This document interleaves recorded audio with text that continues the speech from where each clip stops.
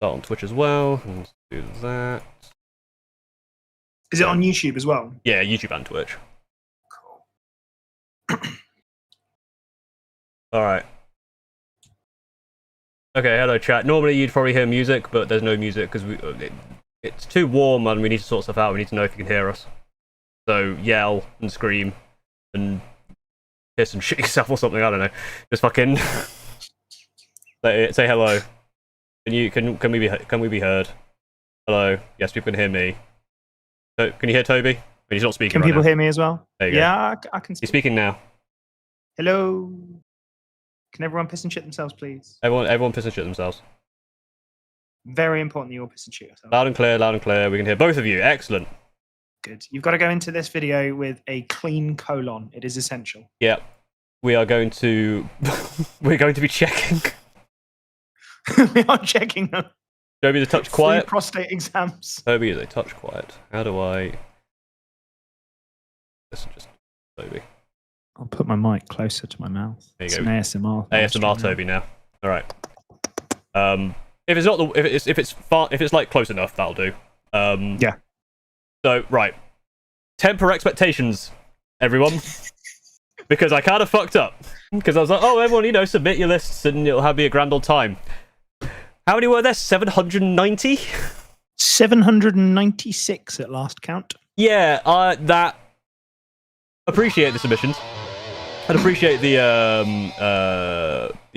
member. Thank you, Moshi Angelic, for becoming a member. Yeah.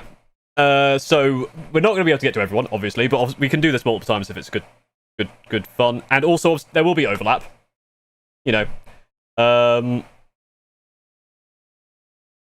So. Who promised me it was going to be Space Marine lists, and now it's not Space Marine lists, and I have to now look at Eldari. Yeah, so also Toby is more of a Space Marine and Space Marine armored expert, but we'll wing it if needs be. Can we keep adding? I mean, you can, but good luck. One literally just got added. Yeah, it is live updating. I am on the input form. Paul, do you want to explain how we're going to select people? Let me flip over to just the. Which one was it? This one. There you go. Now, hopefully people can see. I will bribe you for reading my list name. Thank you for the super chat. No, I will bribe you to read my list names. We won't accept bribes, but thank you.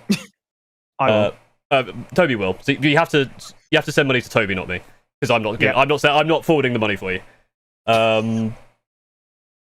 Right. So how we're going to do this is. I was going to say you guys in chat get to pick a number, but then everyone's just going to pick a different number. So I guess we need to somehow converge onto a number that everyone agrees with. I'm shocked if 69 is not the first one. True. Paul said we could put 69 so and then 420 are obviously going to be the first two. Yeah. Thank you for the 16 months Days Dragons. Yes, it is entirely my fault. Google does have RNG, so I could use an RNG, but already we've got 69, so I mean we can start with number 69. All right, number 69. I'm also using my my patented, very high-tech system of I have a a Notepad++, which I'm just going to copy the list into. Right, let me just copy this across. So good luck. It's too many characters for Discord. Oh Discord God damn it. Hang on, give us a sec. I will just close submissions and go in order. If we went in order, we'd be here literally for actual years. Yeah, it is actually nice. Thank you for becoming 15 months membership. Please do my list. It's SW, so it's legal. It's funny, but we're testing Toby's quick typing. Also, quick, entertain them. Wolf, wolf, wolf. Sorry, wolf, someone's just yelling wolf, wolf, wolf, wolf at me over and over again. Why are they yelling wolf? It's a Space Wolf Flare. One of them. Yeah. We won't accept bribes. We'll probably just do some sort of random number generator. Bear in mind as well, obviously, if your list doesn't get submitted, there's probably still a lot of overlap, which you'll learn a bunch of stuff. So if you're, if the list that comes up is the Space Wolf list and you're a Space Wolf player, you'll probably learn something.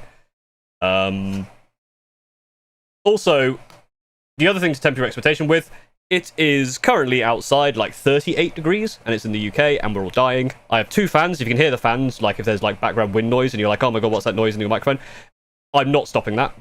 I need the fans, otherwise I will die. It's currently 32 degrees in this room. Will we get another stream backlog? We may backlog this. We don't know. We'll see how it goes. Yeah, we'll try and do more. And like, I mean, I've literally just released a video on like 60 lists, so I'll try and pick some more out. Yeah. And like keep doing list stuff on my Discord as well. Yeah. So if people do enjoy this, and maybe I'll make this into a video as well. Maybe that'll also help. But if you enjoy it, then we'll do more. If you don't enjoy it, then Toby can fuck off. We'll never do it again. Yay! Thank you for the £2 super chat, new prime. Is corn or normal chaos best? That is my incredibly high tech and shortened version. Alright, thank you. Alright, here we go. It's very small on the screen. I'll zoom it in. There you go. Alright, so this is first one. Did it have a list name? Because some people like the list name. Interrogate what book fallen repair.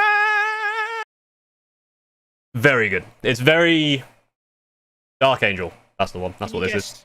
Can you guess the chapter? Yeah, which is good because you're a Dark Angel player, so you should know what's going on. All right, so I mean, are you ready for the detachment? I am. In fact, I'll even type them in. It's First Company Task Force and Interrogation Conclave.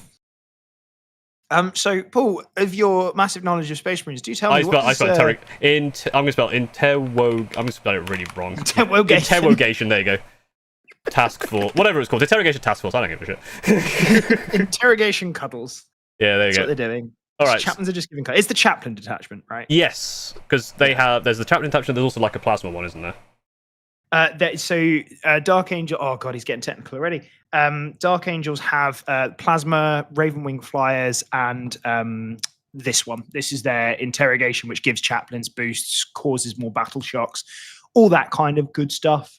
It's all of their like interrogated chaplains who are like, I'm pretty sure using butt plugs on Fallen. I think that's what they do. Some lore expert might correct me on that, but I'm pretty sure that's what they do. That makes there's at least sense. some butt plugs involved. Yeah. So, what do you think of this list?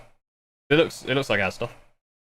So I think the first thing we do is we go through what the dispositions are. Yeah. This is very low on units, which is probably why it's got interrogation conclave in there, because interrogation conclave is purge the foe.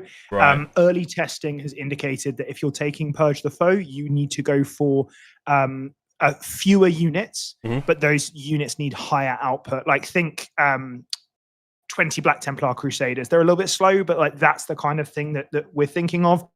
5 big knights in purge. Custodes are another really good example of purge players.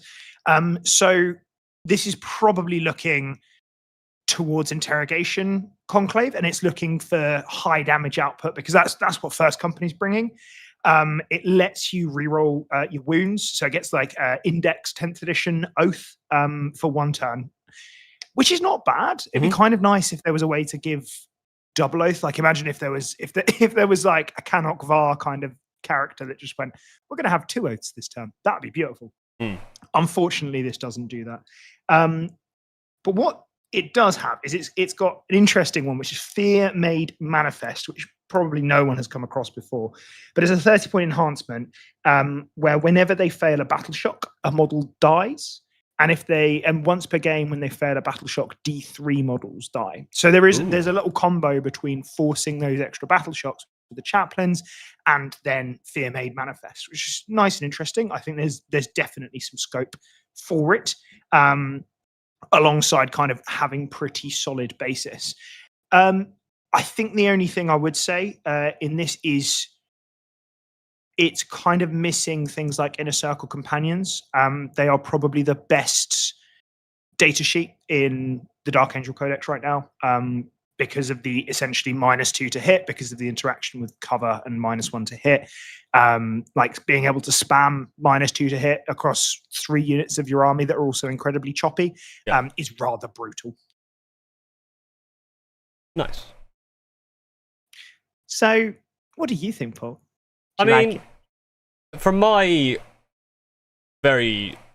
How many Plasma Inceptors was it? Was it a 6 squad or was it a 3? It's just a 3. Just a 3. Just a 3, yeah. Most of the points are in the character units. That makes sense, because that's is that 5 assault intercessors with the first chaplain? I believe so. I guess it's like big, it is. a big squad of Blade Guard with Blade Guard Ancient. Yeah. Deathwing Knights, 10 Stern Guard, because that's always a decent combo anyway. The Invictor is odd. Yeah. Does the Invictor do anything in either of these detachments? No, the chaff in both of the chaff selections, so like the Ballistas, the Inceptors, the Invictor, they are all somewhat questionable. I think the Ballistas is very much a 10th edition hangover, because if you wanted long range anti-tank, the Ballistas was a really great option. It was survivable, it had decent output, it was oath agnostic, it was really good for that kind of thing. But 2+ armor saves have massively reduced in value because of the change to cover. Right. So things like the Ballistas, like the Redemptor, have kind of gone down in stocks a little bit more. It's why we saw certain data sheets like the Land Raider Redeemer drop in points, because that 2+ armor save is not what it used to be. It's why I was kind of surprised that Deathwing Knights only went down 10 points. I thought they might go down 20. Right. But equally, who wouldn't want to play an Invictor, Paul? Invictors are great. I mean, I feel like the thing I found with Invictors, you kind of need 2. It's very similar to a lot of those things where having a second one just allows you to play a bit more, have a bit more width with them. Let's see if there's any questions from chat apart from how to submit lists, because we're not telling them that. But there is a form, but don't worry about it. Yeah, so I think. Does anyone have? Why does Paul smell? Thanks, Astra. It's because of this extremely heat, obviously. hot. Also, is the person who submitted this list actually in chat? Because someone did ask, how do you know if it's the list that you submitted? If you look at the list and it's the one you submitted, it's your list. Yeah, that is how that works. That's how that works. But yeah, so I guess Vortec Industries. That's their name. Yes. If this is the list I submitted, I just put models in I like mostly. Right. But yeah, so I think it's just the kind of the Invictor Ballistas. So, because how many points is that? Sort of 275? What for Invictor Ballistas combo? Yeah, 275. What would you put in instead? Well, I guess in a circle, right? I think so. Yeah, I think because Inner Circle are coming in. Well, I think I'd first of all. This feels like something that really needs a combi lieutenant, just to kind of keep that damage output ticking over. Now that objectives are so large, the combi lieutenant is even better, and because reactive moves are like literally, if you're able to use a full 6-inch reactive move, your opponent goes from like a 3-inch charge to a 9-inch charge, which is pretty nice. Obviously, charging like you can kind of just no balls go for it, because of the way that you allocate your charge afterwards, but it's a lot more difficult for them to catch that piece. So I think that is probably one of the best, if not the best, data sheets in Codex Space Marines, just for its utility. And obviously, objectives got a heck of a lot larger. So, picking that center objective and just going, well, we know we're going to fight here, and we know it's really difficult for you to avoid this. I'm going to get value out of this combi lieutenant no matter what happens. That little bit of extra scoring, I think would benefit. But yeah, I would like to see. To be honest, at least 12 Inner Circle companions in here. They're really good in Purge. Because if your opponent can't kill them back, then they're in trouble. Apparently, if it's Vortec Industries, apparently you missed another chaplain with a Deathwing Knight unit. Apparently there was a second chaplain. Or was it? Oh, yeah. So there was 2 lots of this, I guess. There's 2 lots of chaplains with Deathwing Knights. One with Limitless Zeal, one with Rites of War. So you've gone all in on the enhancements. God damn. Yeah, because if this is, what do we say, this is Taken Hold? Or Purge? No, this is Purge the Foe. Yeah. Is there much damage? I mean, obviously, Deathwing Knights are, but Blade Guard are okay, but they're slow. But everything here is quite slow. The Assault Intercessors are okay. Stern Guard obviously does damage, but that's more with the combo with Librarians, right? So also, Azrael does also give sustained. Oh, okay, so that does help. So yeah, Azrael 10 Stern Guard has been a staple of a lot of lists. It's not been something that I'm a huge fan of, just because it's a lot of T4 2 wound infantry, but equally 4-up in runs have gone up in stock because of that change to cover. In all honesty, I would not take a second unit of Deathwing Knights ever at this point. The fact that they get 2 unit taxed is just a bit silly, because it's like they went down 10 points for the first unit, but then if you get 2 units, you're paying the exact same amount as what we were paying in 10th edition. And that was already not very good. So unfortunately, I don't think I would be taking that. Also, the Deathwing Knights are equipped with Maces of Absolution. I don't think I would take them with maces. I think I'd take them with the swords, because they already get the +1 to wound from the chaplain in Terminator armor. So they're wounding basically everything on 4s regardless. So I think that would probably be a small tweak that I would make. But yeah, I think the ICCs are the real damage output. Like I had a squad of ICCs, 1 tap the Necron Warrior brick. It's obviously a massive spike up, but equally they have that output because of that sustain 2 to kill those kind of really survivable units that can slip up purge. So I think that would probably be something that I would immediately be putting in, getting rid of that chaff, putting those ICCs in, putting the combi lieutenant in, really focusing on that murderous survivability. I think that will really help. Nice. That sounds good. I would fix this by removing like all of the Deathwing Knights, just putting loads of Centurions in. That sounds like it'll be worthwhile. Yes, the famous chaplain in Centurion armor. Exactly. I mean, that'd be great, wouldn't it? That'd be so cool. I really want to see more of that. Like, I was thinking earlier, how fun would it be if we had a librarian with jump pack again? Like, it's like got legends, but like, imagine that in Librarius with like 10 Vanguard vets or like 10 JPIs in your Shadowmark Talon list. That would be sick. That would be absolutely insane. Yeah. Imagine if it had support as well. Right. That and Shan. All right, Dark Angels players, any final questions? I guess if you want to find another list, I guess use a random number generator and just try and find. We could do 420. Why not? We've got got to do 420. Got to do 420. Got to be me. Just as well, for people asking questions in the chat, obviously I'm trying to read chat and listen to Toby at the same time, and I don't want to like interrupting constantly if you're saying something. So if I miss your question, I apologise. You'll just have to get lucky when I look at when Toby shuts up. Toby's here to help, and I think it would be one of those ones where, like, obviously this is someone's list. I think it was, yeah. We have another Space Marine one on 420, but it looks like it is. It starts at character 2. Fists. This is Imperial Fists in Emperor's Shield and Librarius Conclave. Is there a character 1? Because you copied character 2. Yes, it's just a little bit. No, there isn't a character 1. Oh no, there is. It's Darneth Lysander. It's just character 1 is below character 4. Oh, why? What? Why? Logic and new recruit. I'm just gonna fix that. Right. is that touching your? It's bothering me. Okay. Who submitted this list?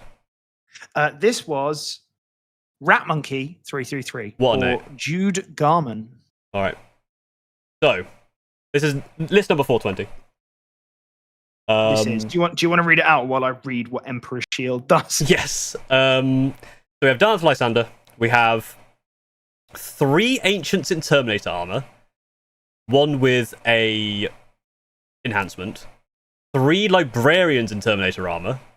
2 with enhancement. So I know Fusillade is the one that allows you to do anti-monster, anti-vehicle 5+ on shooting. I don't know what Champion of the Feast is. Is that That's going to be a Emperor's Shield one. Yeah. That is add 1 to the attacks once per battle. Add 1.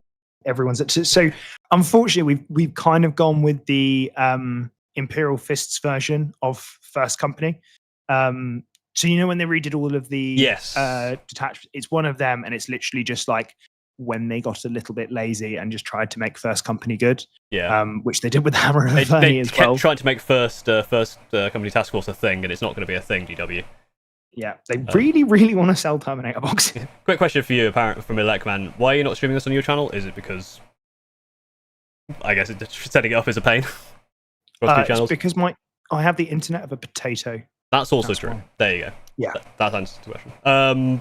It's also then just 4 lots of 10 Terminators. I really like this list. You won't. I bet you do. This is a very fun list. So it's 2 assaults with Thunderhammers, I would make one of those lightning claws because they're cooler anyway, but that's just me. And then two regular Terminator squads, and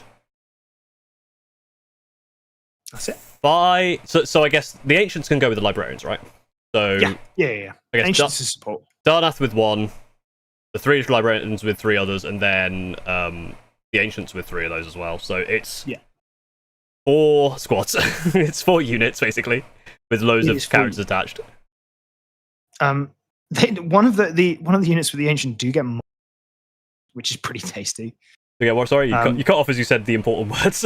Oh, okay. So one of the Terminator blobs -1 wound because of -1 to standard. Wound. Yeah. Which is pretty tasty. That's pretty tasty. So this is actually quite similar to a list that I tried last night. So it's not actually mad. I tried it in Hammer of Averni. What this one does is you re-roll 1s to wound for your oath target, same as the Hands of Averni one. Hammers of Averni, sorry, I'm thinking Iron Hands. So same for Hammers of Averni. But if you've got Darnath, you get to re-roll the wound roll for that as well. Nice. Instead. So nice little replacement there. I prefer Cannock Vars, which is a reselecting and a second oath target, especially with Super Oath. I think just that +1 to wound, I'd prefer a second oath target over that. But Darnath is a really powerful combat character. He's incredibly killy. Cannock is a little bit more passive. He supports your army better. But if you're looking for that kind of hammer blow, no pun intended, Darnath is kind of the better option in that situation. What I did with this list, I played it with 25 Terminators, so it was 2 squads with of Assault Terminators. One of them mixed hammers and lightning claws, and that one also had the Ancient with Iron Font, which allows me to regenerate a Terminator in my command phase. And then my other one, it was just it also had a Librarian in, obviously.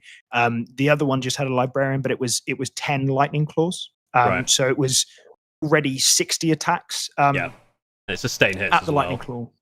Exactly. Yeah. So it's chewing through most targets, especially when it's you're potentially going double oath as well. So that's really kind of giving you that boost to claw through just about anything, especially when they're twin linked. Like they're going to slaughter through things very, very quickly. I put on the enhancement for that one, which gives advance and charge, because suddenly then my opponent's going to struggle a little bit in terms of how they are planning where I can be and where I can charge, because most of the time we're just sitting in I think it's called the Biomancy discipline, which gives all of my psychic units +2 move. So those Terminators are going 7, then they've got an advance and charge, and they can really be in and around my opponent. I can split their charge quite easily, and the amount of damage output that they can spit out is really nasty. So if this is your kind of thing, there is absolutely a list here. Like I preferred 25 Terminators then with some supporting pieces like things like suppressors to give the -1 to hit. There's the strap for -1 damage in the charge phase. Really lovely with Terminators. Obviously, we've seen how dominant Deathwing Knights have been in the past at times. So there is definitely play for something like this. My personal preference, Hammers of Averni. I think it's a really good detachment with a lovely set of stratagems. Emperor's Shield felt a little bit like the Ugly Sister when Hammers came out. What's the disposition for this one? The Emperor's This Shield? is prio assets. So it's prio assets or recon. I think you're having to play it in prio assets. The Hammers one I was playing in assets. And actually it's really good because you put the Terminator Ancient plus Librarian blob where you need to go do your action, and you just go, okay, this brick is nigh on unkillable unless you fully overcommit into this. How do you play into priority assets? Well, I am consistently scoring my primary, and usually my other stuff is just killing you, and you are forced out to come into me. Yeah. So it's surprisingly good. Yeah, I have been trying to work out if a unit of 10 Terminator Assaults with Lightning Claws and a Librarian is worth it for my list, just because part of me is like, maybe not a 10 or maybe 5 or something, just because I feel like with that thing plus the strat in Shadow Mark that allows you to make everything in melee precision. Which just feels like you go, okay, I need to like just rip apart a character and then work backwards through the squad.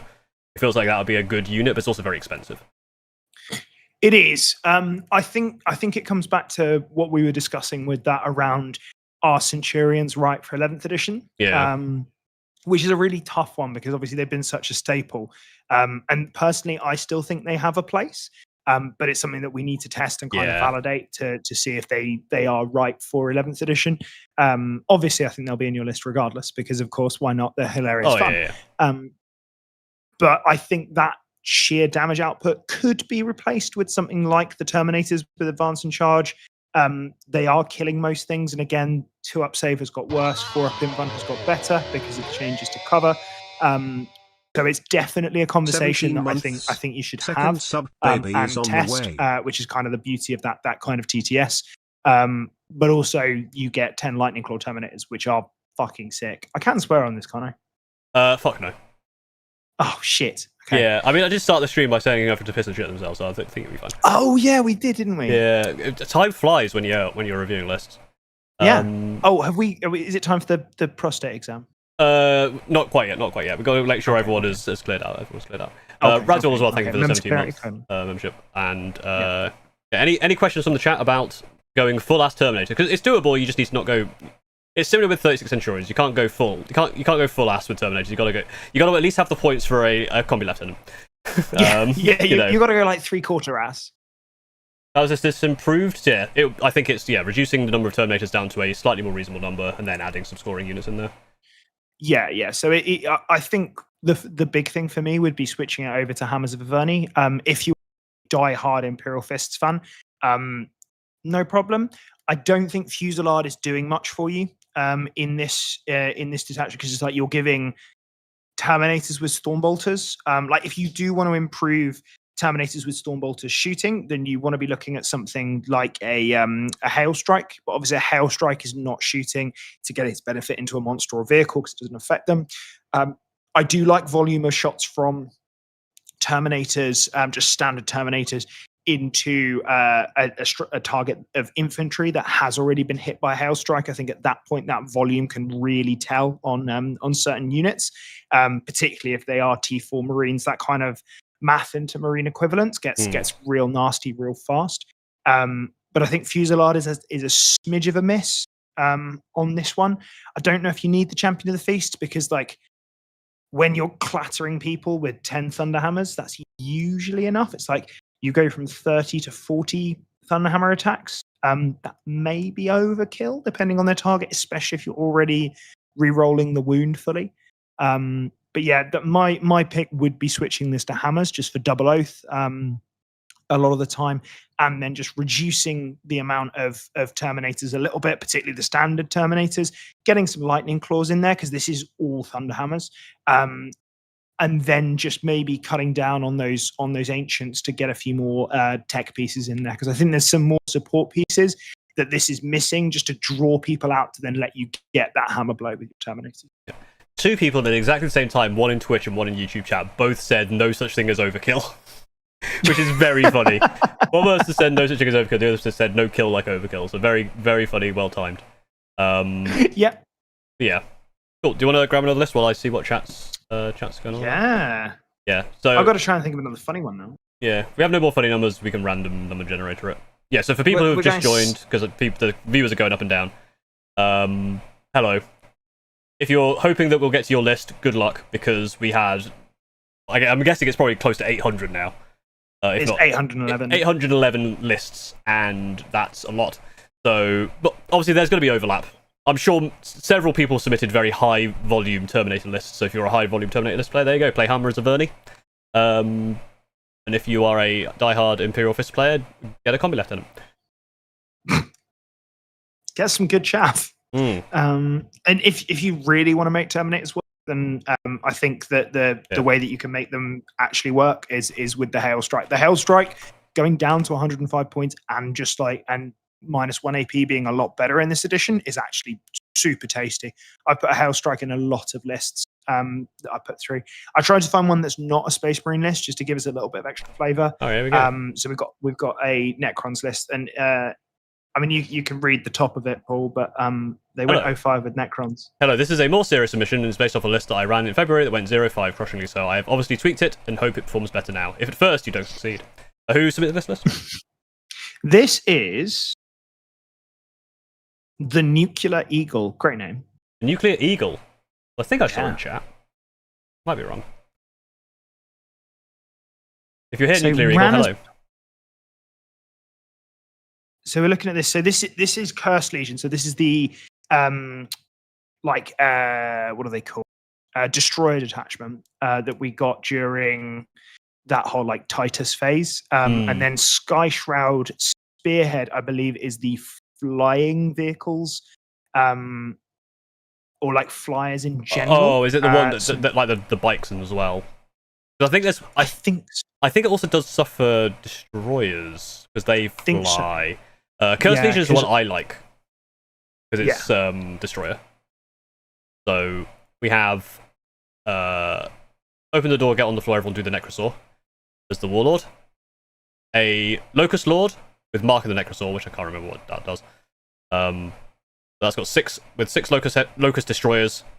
A Locust Lord leading 2 Locust Heavies with upgrade. No Lord with, I assume that Destroyer Ankh, I assume, makes the Overlord have the Destroyer keyword. Ankh. Yeah, it does. So the, makes the 5 Lich Guard have the Destroyer keyword as well. Scorpec Lord with 6 Scorpec Destroyers, 5 Death Marks, 2 Doomsday Arcs, which is good because one of them will always be bad and one of them will always be good. One of them tells the truth, one of them tells lies.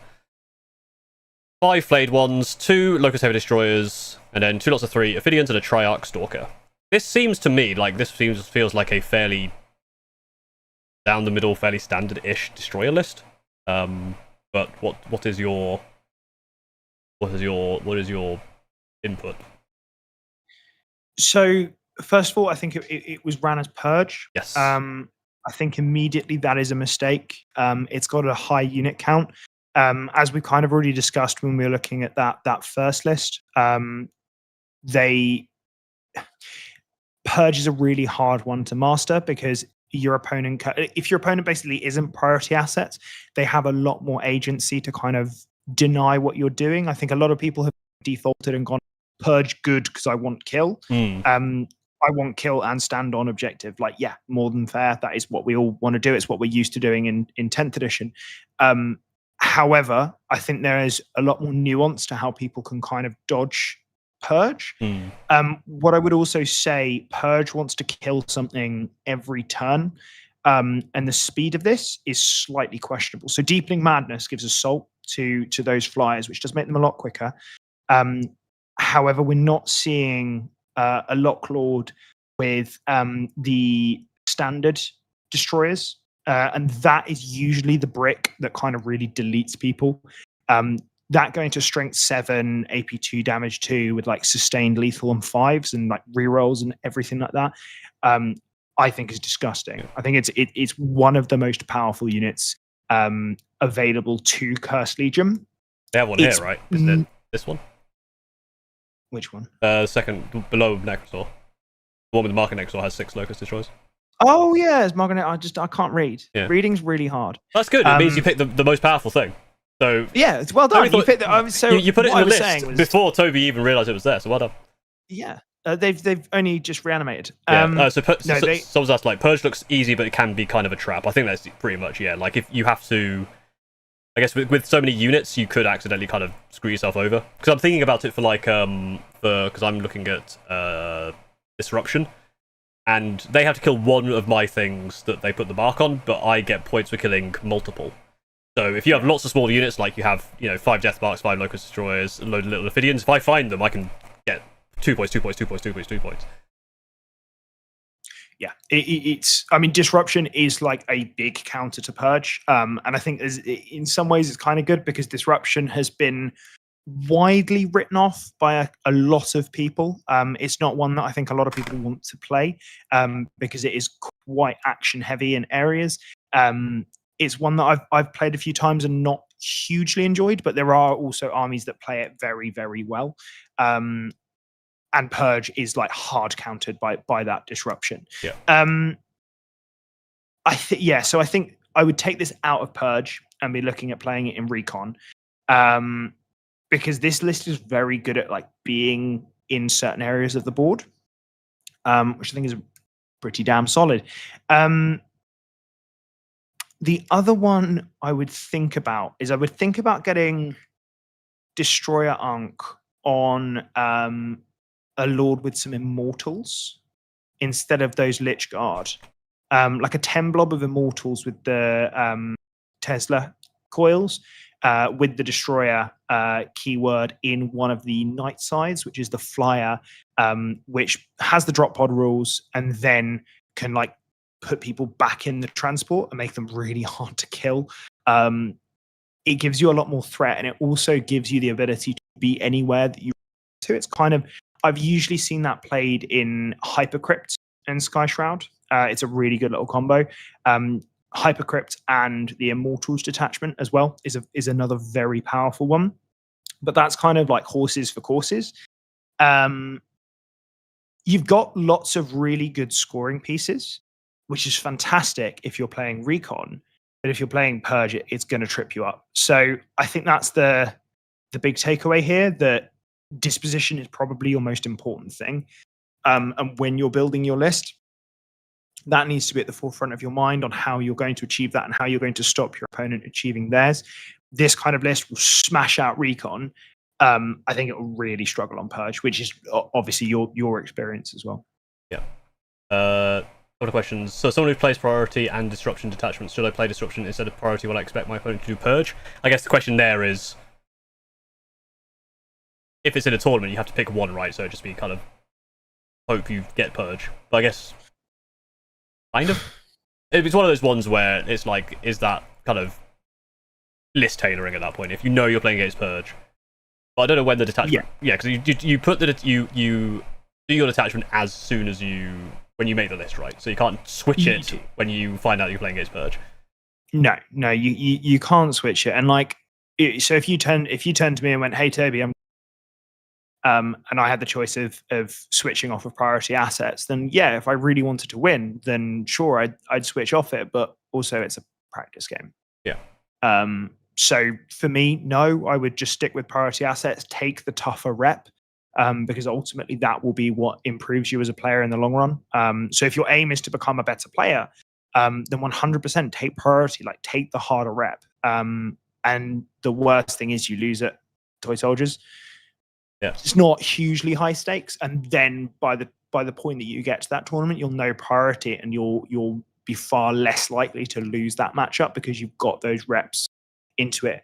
I think overall priority is the better disposition than disruption. Disruption is a really good one for scoring early, but I've found that it really drops off in that later game. And there's not really a good way I've found so far to stop you doing that. There's been some people talking about potentially custodes being a really good way of doing that. But equally, I think we'll have to wait and see on that one. That's still untested. I think maybe you could see it in certain bit. I think the Raven Guard will do it quite well because they've got the ability to run away pretty efficiently, and they do have damage output that sticks around to the end. But I think disruption is one that we'll have to see people. I think we will see it blunting a lot when people are forced to take it at teams for the first couple of months at least. But I'm sure there'll be some kind of crack list, probably with like an Eldari or a Drakari that just absolutely smash out the park disruption. Yeah. Final question I see is why destroy Ankh Overlord with Immortals instead of Murder Mind Plasmancer Immortals if they're going to be in a Night Scythe? Don't know what Murder Mind is. I think that you can absolutely go for Murder Mind instead. I think that's, to be honest, that is another one which is just horses for courses. I think after you drop them off, if they're going back in immediately, you want the Plasmancer because the Plasmancer is overall better. Obviously, crit 5s is phenomenal. I do quite like the Translocation Shroud Overlord with just getting you around the board after the plane's gone, because if your opponent is really good at like they know your trick and they can deal with that plane early game, and it is like it's a big body for frame. It's hard to hide that little death croissant. So if they do kill it early, you can be kind of sitting there with your dick out, which is obviously not ideal. I mean, I know it's Paul's idea of a fight, but Oh yeah, that's how I roll. I walk 4 inches up and go, here I am, naked as the day I was born. Yeah. And then he plays Warhammer. And I play Warhammer. It's true. Do you want to find a second list? I'll see what chat's doing. Chat is just screaming at the moment. They're just saying wow, wow, wow. It's just going crazy. Do they want to know? A lot of them are saying wow, and I think it's because YouTube is auto-translating a bunch of people who are saying wah into saying wow. It's very funny. It's just like a lot of people are suddenly surprised that you said something.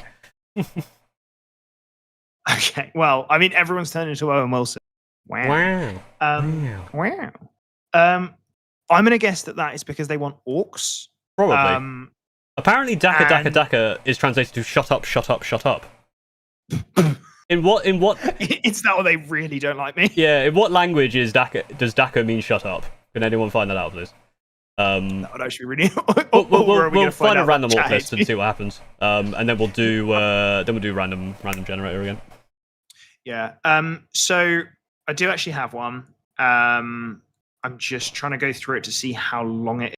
How many orcs are there? Yeah, it's just being. It's called Stomper but Comp, so it definitely has my attention. We like it. Because obviously, so for context, if you have not seen, Stompers went down 200 points. 100 points, insane. 200 points. So it's pretty hefty. I'm going to have to just delete some of this. Yeah. Just for people in chat who have joined, so I'm going to basically say this after every single one. First of all, you can see the number of lists that have been reviewed up here. This was our 3rd list. And just for context for everyone who's saying, oh, can you look at my list? There were, last time we checked, 811, but I'm sure that's increased. It has. Yep, so there you go. Korean. Apparently the phrase Dak Chio is a very direct and rude Korean special shut up, so I guess all orcs are just Korean. Sorry, Koreaning.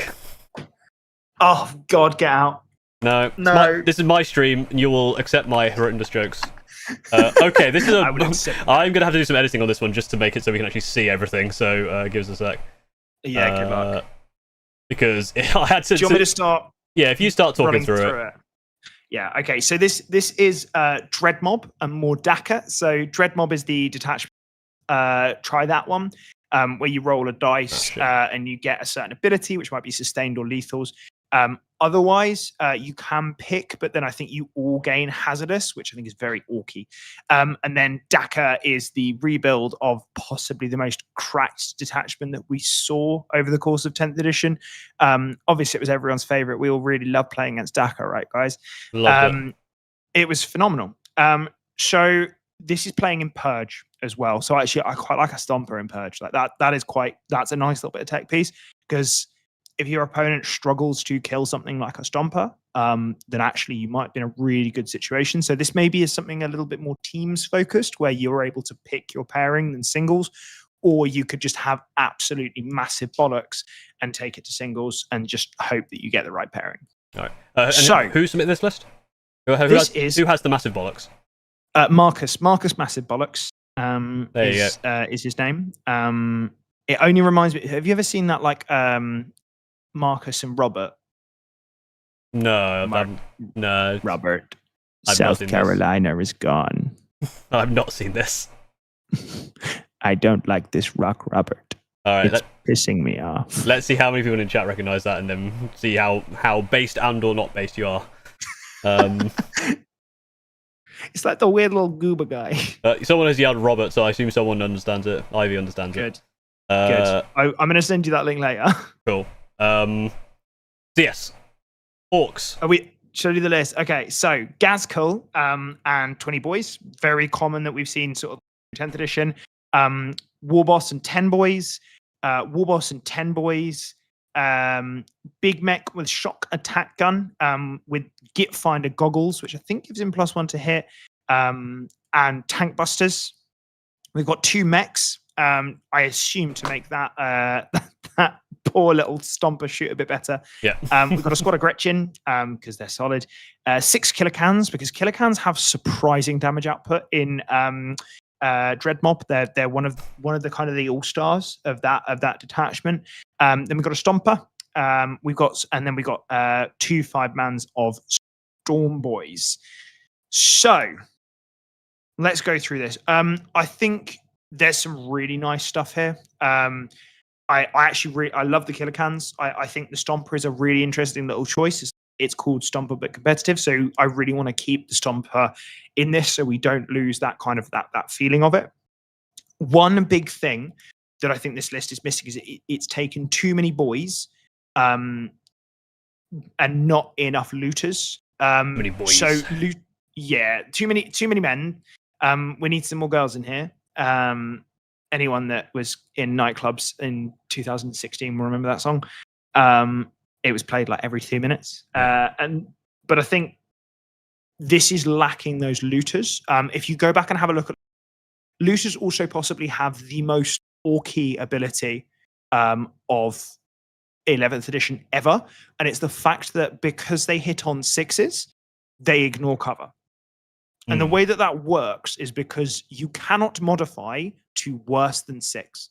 Yeah. So these guys physically cannot get worse, but heavy can make them better, and +1 to hit abilities can still make them better, and they still ignore cover because you can't be modified worse than a 6. You can get that +1 to hit, but you can't be modified the worse than a 6.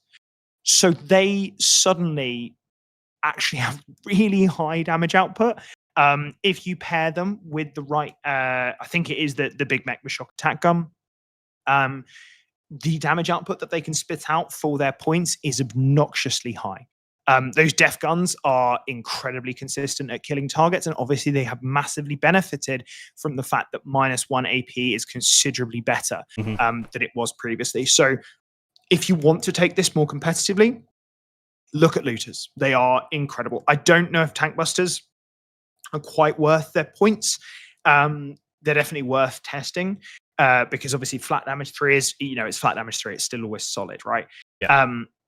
But equally, I think you would want, instead of the boys, you would be looking at looters. I don't think I would play Gaz in this. I think I would go for Wazdaka instead. Wazdaka is a lot more standalone. He's going to support the strategy that you're trying to pull with the Stomper a little bit more efficiently, and he's going to give you that ability to really be wherever you need to be to get those early kills if you're playing Purge as well. And also, he's just a very solid, reliable damage output, and I'm also selling one at the moment. So if anyone wants to buy a Wazdaka, hit me up. Yeah. Why do you have a Wazdaka? Because it didn't just come out. I won it at the weekend, so I was just right. I don't need this. All right, he's just flexing on us. Oh yeah, mate. I took 3 T-Suns Defilers. There is no. Yeah, all right, this is the most lazy Warhammer. So ever. Really, you stole a Wazdaka from someone who was actually, trying. Yes. Jesus, I forgot about that. Yeah. That was loud in my ears. I don't like this. Someone gave a send on Robert, a £10 super chat. But it makes the metal pipe sound in my ears. Help. You've saved my life again. Sounds great. I owe you everything. Thank you, Ivy. How about some pistachios? I believe they were doing more of the Robert thing. I don't like this rock, Robert. It's pissing me off. I don't know where to go. Help. You've saved my life again, Robert. I owe you everything. How about some pistachios? Robert. Yeah. South Carolina is gone. That's honestly my favorite. So actually my boss, I regularly just turn to him and just go, Robert. I don't like this rock, Robert. And it cracks him up every time. Beautiful meme. I will send it to you, Paul. Thank you. I need to get on this memes. Yeah, I mean, to be fair, it sounds like this list is okay. It seems like they've done the right. They've got the right idea. Just there's 100%. A couple of cheeky little changes for some kind of more competitive units. No, I really like that list. I think orcs are actually probably one of the more slept on that we're seeing. I think my preference is Green Tide with Mordaka, because then you can do that kind of you get taken, which is huge. That kind of list pushes so efficiently that it's almost always going to have, unless it's losing the game, which it ideally shouldn't if you've paired it correctly in teams. it then pushes differential really well. And one of the big things you'll see if you've not played in teams before is it's really hard to push differential in 11th edition. It's a massive change from just like, fuck it, I have someone that has triple defied T-Sons, they're going to go get me a 20, which was literally my job from over the weekend. So it's like, that has changed a lot. You need to think about what disposition can actually push. And weirdly, take and hold is actually one of the more pushy dispositions. That makes sense. Yeah, I like it. Good. What about if? Well, I mean, to be fair, we could start taking bribes. Where if people super chat you, we do that. The thing is, I feel bad for encouraging that because then it just becomes who has the bigger wallet to slap down. I don't get any money out of that. Yeah, so give Paul your money, make him feel bad. Give Paul your money and make him feel terrible about it. Yeah, really terrible. Look, I got 100,000 subscribers, so I don't give a shit about anything else anymore. I got that, and I was like, you know what? Because I like looking at my subscriber count kind of going up, and then as soon as it hit 100,000, because the number looks so big and like that 100 isn't going to change for ages, I'm like, fuck it, I'm done. I've won YouTube. I need to get my play button. To be fair, yeah, don't you actually get like a I need to wait like a week for them to work it out. Yeah, right. I guess because they don't want you to like fluctuate and all that kind of stuff. But now, how many were submitted in the end? 824. 824. All right. Random number generator 510. Give us the 510th list, and then I don't have a price. I'm not, I feel like it is. I love watching you struggle with this. Yeah, I know. It's one of those ones where it's like, technically, like, this is like my job and career and also my livelihood. So realistically, I should just be like squeezing you all for as much money as I possibly could. All right, people are bribing. People are starting to bribe it. Okay. I will just do this list. Yeah, we'll do 510 and then. We'll say. If people have put in things like this is genuine, like I'm blue, thinking I want support on this, then I will always try that little bit extra for it. And I mean, this person has put I want to be more serious with this, and then they've called it yourmum.com. Yourmum.com, yeah, very good. Yeah. So excellent. Already a great start. It's in Firestorm and Subversion, which is the Phobos detachment. Yeah, I see tactical warsuits and I see infiltrators, but that's it. And I feel like the problem is a lot of the there is some stuff with the tactical warsuits which I do like you can make them do actions and still shoot and stuff, which is cool. But a lot of the other stuff is for infantry only. Although I guess it is these two Invictus warsuits can go around and be like, haha, now you're extra range on your hidden. Ha ha ha ha. Yeah, which is nice. I'm about to get piped. Ow. Thank you. Someone just sent $10 to say just to make Paul feel bad. to be fair, and someone else is about to pipe me saying, here's a bribe just to keep using RNG. I feel like we need a new phrase of piping, Paul. No. Oh no, you're committing to that. I've committed. I've said it once, and that's it. Okay. I'm having pipe laid upon me. Ow. He just loves a bit of pipe laid in him. Yeah, there you go. Here's a bribe to keep we made it worse. The RNG. Thank you for the super chats, by the way. You're not going to be able to read them all out. No.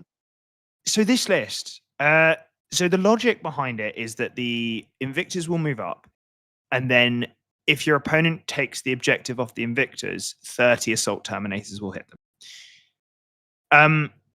Paul, I think this is genuinely one that I want to throw at you, and it's kind of to talk through reactive, proactive that we've been working on together. Yeah, someone also 22 guard vehicles. Someone sent just under $20 to pipe me saying, "Show me 22 guard vehicles."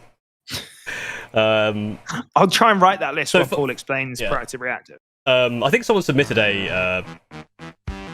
I got all right. So it's okay. Someone's also. This is my other problem with the briberies. Everyone's just going to keep yelling things into the chat, so I can't hear. I would like to see looked at with no more bribes. It's okay. Thank you very much. But the people who have bribed, I will go through your lists, but no more. Because otherwise we'll just keep getting interrupted. I can't hear anything. But thank you very much. Someone did 50. All right, we'll have to do that one as well. All right. $50. What have you done? Why would you do this? And also someone gifted 5 subs. Thank you very much. Oh god, this is the one that takes ages as well. This is the fucking... I mean, I've just found someone that is literally put their name down as, and I'm like, phenomenal. Just give it the $50 thing that pops up is very long, and it's like a gif of me dancing. So we have to wait for that. Someone else then did 25, so I'm gonna do that one as well. After elect man, no more. We're done. I made a towel list called World War I. Naughty. Tactics weren't that bad, and I'd do anything to see y'all review it. Yes, this is a bribe. Look at the size Are we of that good thing. to speak yet? I've been looking forward to this Have you all been broken, day. Paul? Yes, This all isn't right. to make you feel bad or get my list looked at out of sympathy. I'm just being honest. That's all right. Thank you, think- elect man. Right. I think I've inadvertently killed Paul by getting him more money, and your Yeah. imposter syndrome decided to bite you in It's the that, ass. but it's also the fact that every time a super chat comes in, there's a loud noise, and then it has Gotta text to go. speak. If you So I find 30 can't flamed talk ones, over it's that, my and I list. can't hear you. No. So I'm just like, it's fucking. There's another pipe. There's a fucking. It's 33 degrees in this fucking room. I'm getting metal pipes in my fucking ears. I've got two fans behind me trying to cool me down. Let me work out why these event cut score suits are cool in Firestorm, okay? Thank you, Printers, as well for the £10. Who did a hubby live if like happy to pass my bribe? Thank you very much. Bye for me. Let's actually go on this. All right. Let me turn my volume back up. Right, okay. Yeah, right. Proactive, reactive, that kind of question. Like, can you start by talking the chat through that? Right, so Firestorm is Purge, right? Firestorm is Purge, yeah. So this is Purge and Recon. Show an If your ad opponent list did next. want to, if you wanted to take it like that. Right, let me have a look at it. So you got big assault intercessor squads. Yeah, 30 assault intercessors, 12 inceptors, 6 Arads. You got two lots of Titus. 6 Arads, right? There's 12 Arads. Yes. 12 Arads. 12 So Arads. it's lots of. And Firestorm is everything has assault. It is, yeah. Not a lot of flamers. I imagine the Evictors have flamers. Yes. Would be Yeah, my he's guess. not actually put his war gear in. Yeah, but I'm assuming they're probably going to go with the flamers. Yeah. Infiltrators probably stay at home. Outriders are fast point stuff. So if this is Purge, you're probably going. What would you be doing here? You've got a lot of stuff that can kind of like drop down. Like Inceptors can drop down and do big damage. You can bring the Eradicators from the side of the board and do damage. The Outriders are there to kind of get points quickly. So you kind of throw them out. They're relatively tough, but pretty difficult to hide. The Invictors, I think you're looking at increasing the range of your. Actually, with the Eradicators, you can just advance and charge. You don't need to bring them down. But yeah, I imagine with the Invictors, you're probably looking at kind of using them Where are the with Marines? Firestorm needs flames. sorry, someone's also talking to me. Thank you very much for this chat. You're using them to kind of increase your hidden range, so you can hunt things down. And then the assault intercessors with chaplains to give them +1 to wound. But they're just, I guess, they're just chainswords, right? There's 4-1-1. They are 4-1-1. Obviously, they've got the and obviously with objectives being larger, that ability is better. Yeah. So really, the thing here that, especially the way that our yourmama.com gentleman has written his list, it's a little bit problematic like in the the fact that stock. it's very reactive, and that's something that we spoke about a lot. Yeah. When we were first doing our coaching, because just like kind of a little bit like you've just done there, it's that kind of conversation of I'm gonna put my 2 Invictors out, and then when my opponent hits me, I'm then gonna do this. You at that point are giving your opponent a lot of agency to actually connect with you in different ways, which allows them to seize advantage and seize the initiative. And at that point, you start playing a game that they built their list for, that you've not built your list for.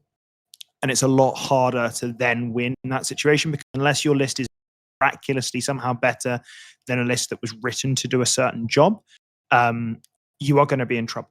And that's I think one of the really principles that I've seen people that go from that kind of 2-3, 1-4 level. That's once they kind of start getting that, that's when they're getting their 3-2s and 4-1s. That's the really big mental shift change.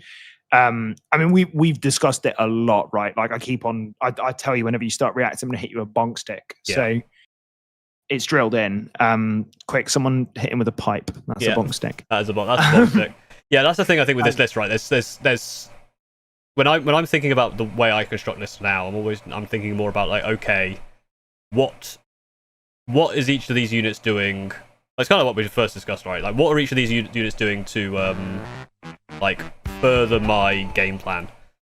I know you said no more bribes, but I want to pipe you, Paul. Unfortunately, shout out to my double Baneblade list time on Maxwell the Salamander. Because you did $9.99, it didn't pipe me. It has to be $10. But thank you for the super chat. So I've scammed you, exactly. Like, that's the thing with this list. Like, what's the game plan for like purge the foe is to kill stuff. How are you getting into kill stuff? With this list, it looks like there's nothing that's going to be able to make a play. You're reacting to anything kind of coming at you, and you have a lot of answers for that. Like, but it just feels like there's nothing. Like for my list, for example, like Shrike bombs are good, and then Centurions are good because they can get angles, that kind of stuff. Yeah, I mean, it kind of goes back to what we were working on. In that it feels like they've watched 2 Invictus Tactical Warsuits in because they are that really strong, cheap distraction con effects. Great, they still are. However, they're not doing as good a job. Just when it's just the 2 of them, and you're not then long ranging people, because this is kind of allowing your opponent to dictate where those fights are going on, and then you're only hitting them with a bunch of 3 up save, 2 wound Marines.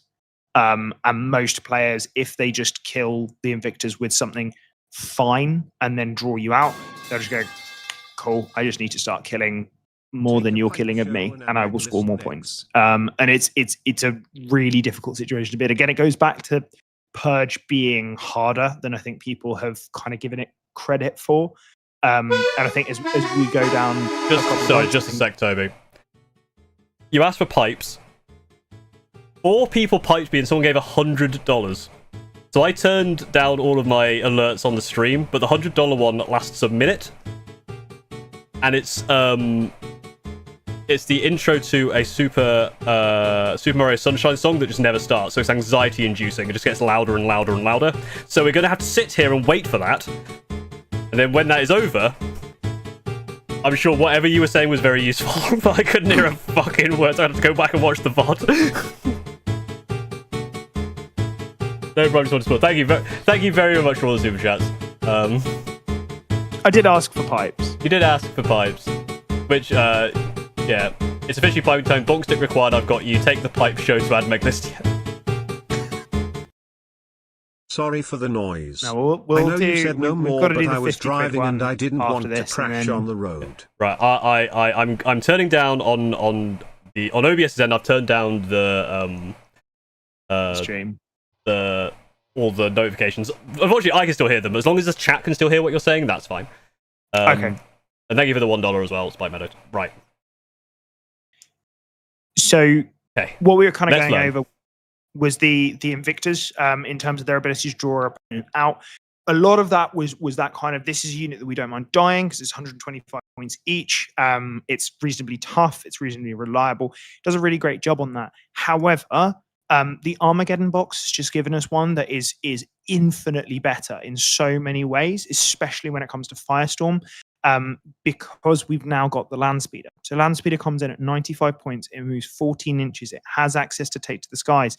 It has a multi-melter, a las cannon missile, and then the Devil Wing Gun on it as well. It also has move, shoot, move. So you're able to go that good distance. You can technically go 26 inches in a turn in Firestorm while still shooting. Obviously, you can't charge after that, but like you're not going to want to anyway. But because of towing in into ruins and then shooting through them, the Land Speeder has massively increased its ability to do that as well.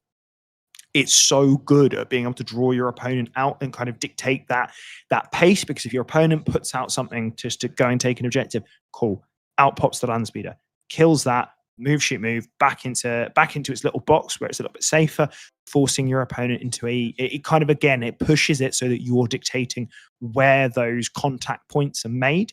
And then that extra speed allows for that kind of contingency plan where if you need to, say, rush their home, or if you need to support a flank that is failing because you've just low rolled, things like that, its speed and abilities there. And it's technically its survivability because of the move, shoot, move, allowing it to get safer again. It's giving you that longevity, which I think Purge really needs, alongside the fact this little fucker can go and kill something early. It's going to stop your opponent with infiltrating with, like, say, a flayed one unit, because this will come in and kill them. Yeah. Right. So buy land speeders. Buy land speeders. Okay.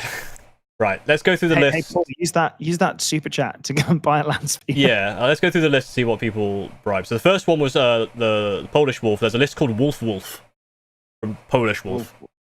Okay. So yeah, we'll go through the bribes. So thank you again for I've now turned off my alerts. So it will no longer yell and scream and piss and shit me. Because thank you I do very much appreciate it, but also I can't hear a word he's saying.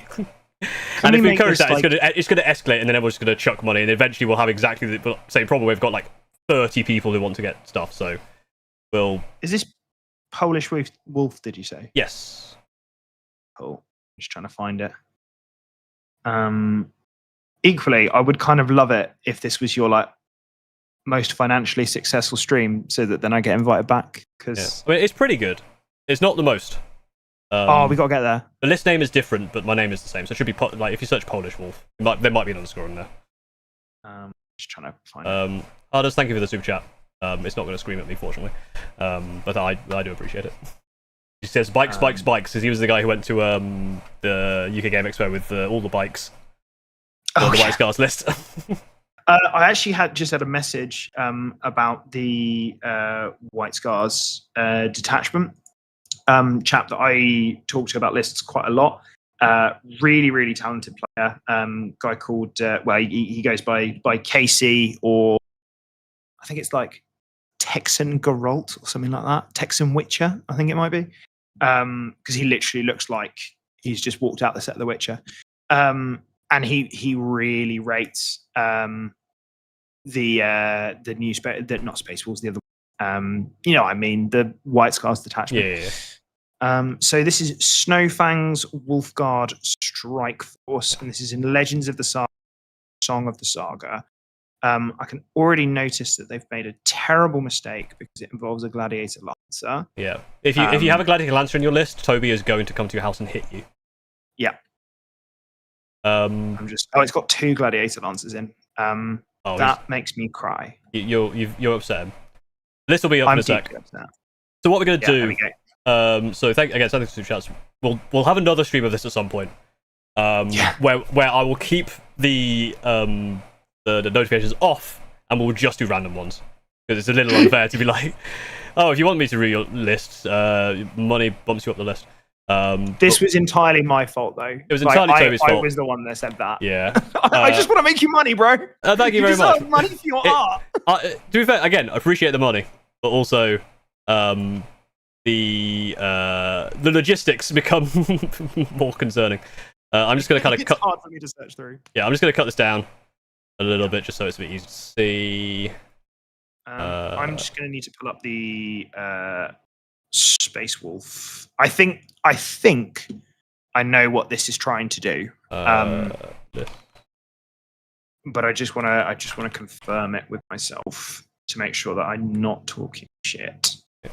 I mean, I'm going to talk shit anyway, but like, I want to talk less shit. All right, I'll increase the size so you can see. I'll instantly write in the arrows here, you have made Toby cry. I've got an arrow pointing at the Lancers. Yeah. And Polish Wolf, we actually know is in chat, so he can answer for his crimes. Oh, right. Well, I mean, let make him answer for those shitty crimes. All right. Whilst Toby looks up what your stuff does, why the Lancers? The answer is OC wrong. Terminator brick with 4 wounds. Yeah. Good. Yeah. Yeah. So The list itself is actually absolutely fine. The logic of the list is something that we've been looking at. I'm pretty sure that this is going to be in a take and hold disposition. Yeah, it is in take and hold. So essentially, what this does is a stat check. It's a shit ton of -1 to wound terminators that sit on objectives and go, come and have a go if you think you're hard enough. And like they've got decent enough damage output where like, yeah, there's some source to this list. It's a really nice little blunter. In teams, I think taking the take and hold slot isn't ideal for this because this doesn't push overly hard. It's still quite slow in many ways. I think the critical thing that we need to talk. So I'm unsure why you've got Grey Hunters in there. I think would be the first thing. To me, they don't like it's 10 Marines randomly in there.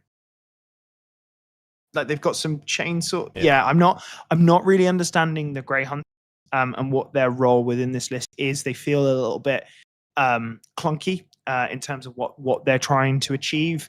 And they've only got a Wolfguard battle leader in there. Like Skjold's foretelling may be completely cracked. I don't know. I'm trying to find it. That's veteran. So some context for the Gladiators. Polish rule says that he thinks they're cool and vehicle kill.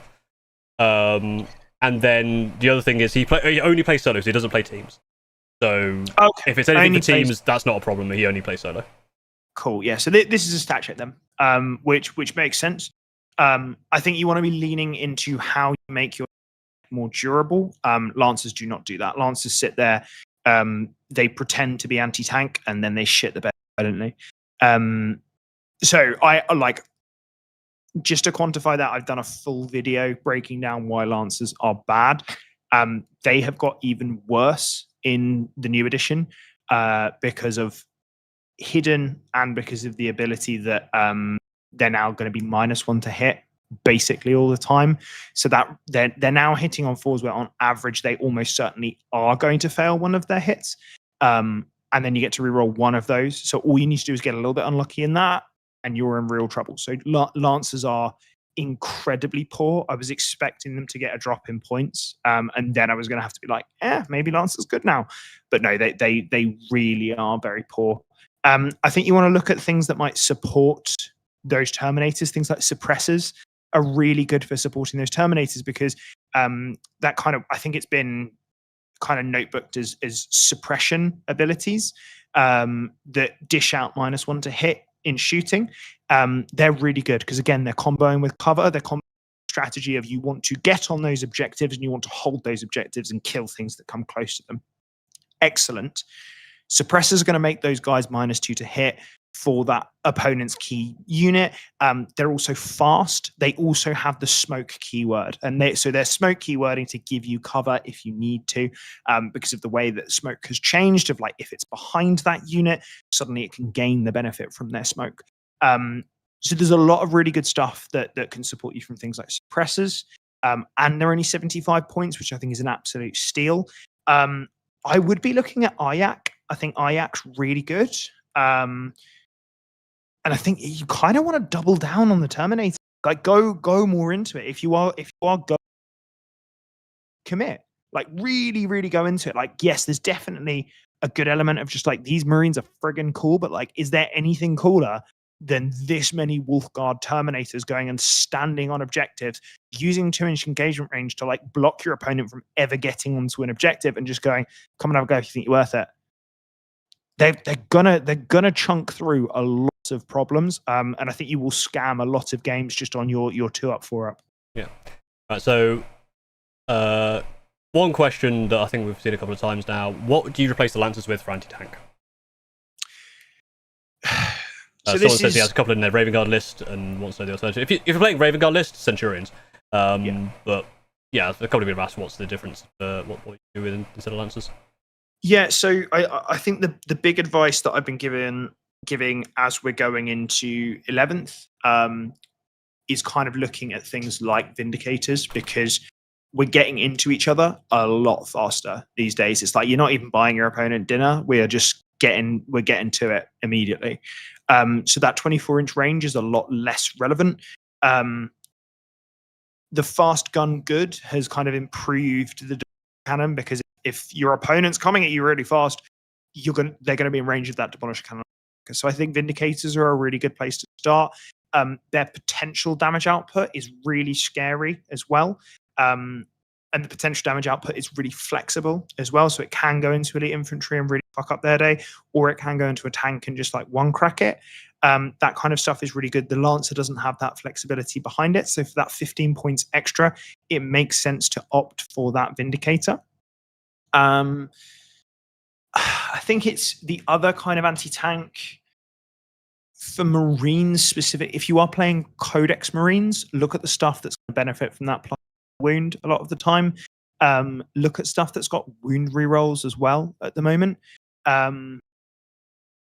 It's an interesting one because a lot of my anti-tank that I'm looking at things for Salamanders is access to Dev Wounds wound reroll, or it's access to the Fusillade Stern Guard, that kind of thing, or it's just +1 to wound in multiple different spaces. So if you're going and looking at a non-Codex compliant chapter, the Thunderstrike is a really good little piece. It's something that I've been using for a while, nicely in Dark Angels with the Land Speed of Vengeance.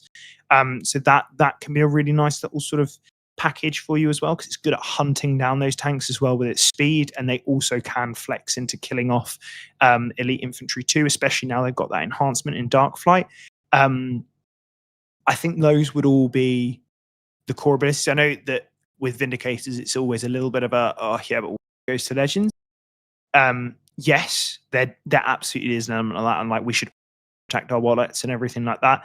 I think we might, touch wood, be safe this edition. But that's a bit of a vibe that I'm getting, not something that I've not had a GW employee. Yeah. So I think the Lancers here, they are placeholders until we know about the Vindicators, basically. Polish Wolf, because to be fair, a lot of people asked about the fact they might go to Legends. Polish Wolf did say about the Grey Hunters, 15 OC, rerolls to wound, +1 to wound to sustains, and they can get lethals as well. Yes, so they'll kill something, they'll kill one thing, and then they'll get nuked into oblivion because they are standard 10 Marines. It's just, unfortunately, it's just it's never, looking at what it's the amount of points that you're paying for that unit, you're paying 255. It's probably never going to get its value.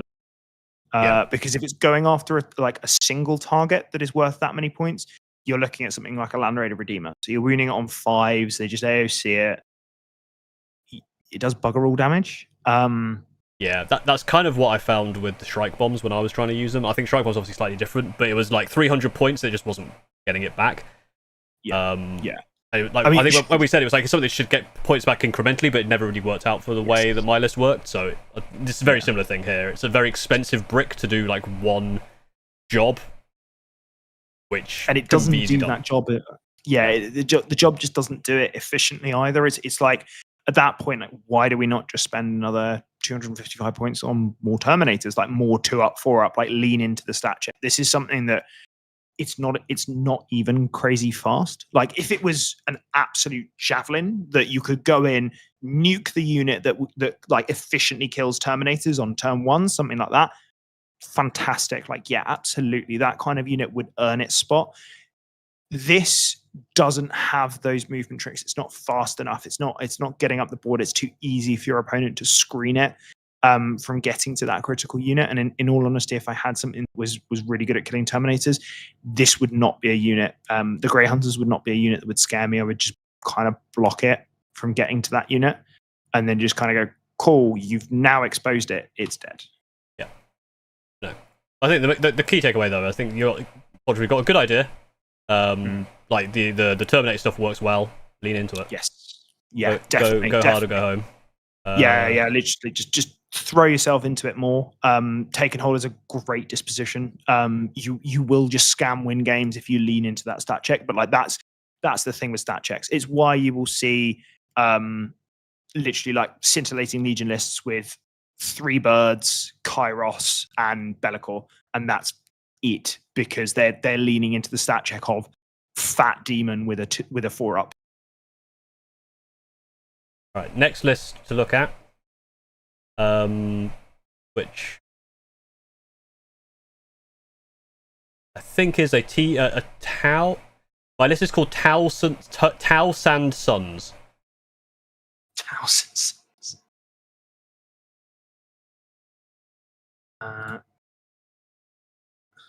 How are they spelling that? Tau like Tau, the army Tau, Yeah. and then sand like the beach. Is there a space in there? Space, yeah. So Tau space sand space Sons. And if that doesn't come up, then we'll see if they're around and they can tell us the actual list. And if that's not there, we'll move on. If they can give me their name, that might be a bit easier. The YouTube handle is Reckles, but they could like REQQLES, but that might be wrong because people might have submitted it slightly differently. Yeah, no, I got it. You got it? Cool. Yeah, it was the apostrophe that was getting me. Yeah, Tau. Tau. Tau Sand Sons, yeah, got it. I mean, great pun. Love that. So this is immediate. So this is a relatively standard looking what's it called? Montcar list. Which is good. It's a really good start. Montcar, if you've had the joy of playing against it's an incredibly powerful list. Have you seen the Commander Sandstorm? Commander Sandstorm. Darude.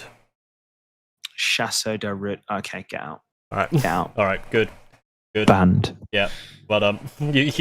Immediate ban. Equally, like, I don't know. So I like Fire Knives. This is a purge disposition, right? The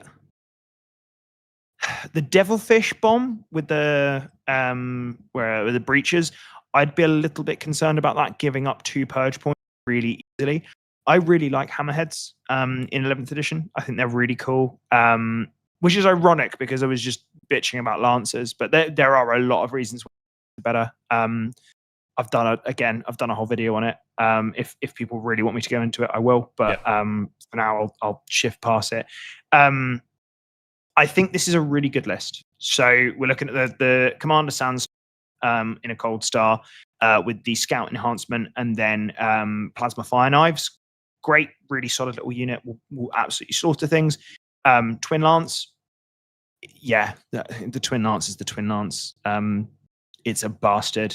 We know how good it is. Yeah. I put an arrow and said disgusting next to it because I have seen the power of the Twin Lance. Good. I mean, the first video that I did with Paul bitched about Tau because I just had to play them 4 times in a row at Home Nations. They're obnoxious. Twin Lance is disgusting. A Twin Lance, like, on its own with 1 gun, picked up most of a squad of Victrix. It was horrendous. So we've got the Breacher Fish, which for those that maybe haven't seen that before, it's basically just breaches leaping out of that, getting a shit ton of shots where they're rerolling everything, and just kind of that volume of fire does a lot of damage to your opponent. Pathfinders, just because they're great little spotting units. Stealth Team for similar reason, 2 of them. Vespid for uppy downy. Kroot, because Kroot are really good for like sticky objectives. It's an interesting one though, because how good I would want to see this in practice, because sticky objectives feel slightly less, feel like a good way of using them because they can get into that mid-board a lot quicker to sticky, because home matters a lot less. I've found in 11th edition, which is that's a massive weird headfuck from 10th edition. I've really been struggling with that. I'm always just like, and then go in my intercessor, you're not needed. But Kroot could actually fill that role. Then we got a Ghost Keel, which I quite like because low NOP. It's pretty tasty. 2 Hammerheads, 2 Piranhas, 2 Riptides, and that's it. It's a pretty standard-ish Montcar list. It's proactive. It's very pushy. I think the only thing that you might want to think about So it may be that the Devilfish Breacher Bomb plus a couple of other bits become that third Riptide, because Riptides are just so good. The 2 up is still exceptional in 11th edition. And then you go a little bit stat checky at that point, which I quite like, because then it's all really tough stuff, alongside then Darude getting to drop in, probably from reserve, and just cause some real havoc.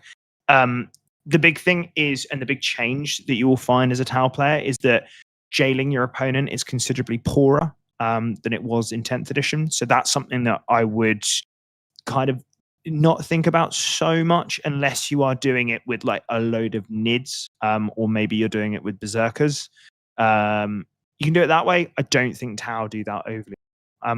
But like the kind of fuck it full send with Tau is still very good, especially now that you can just toe into ruins and just go, ha, see you, bang.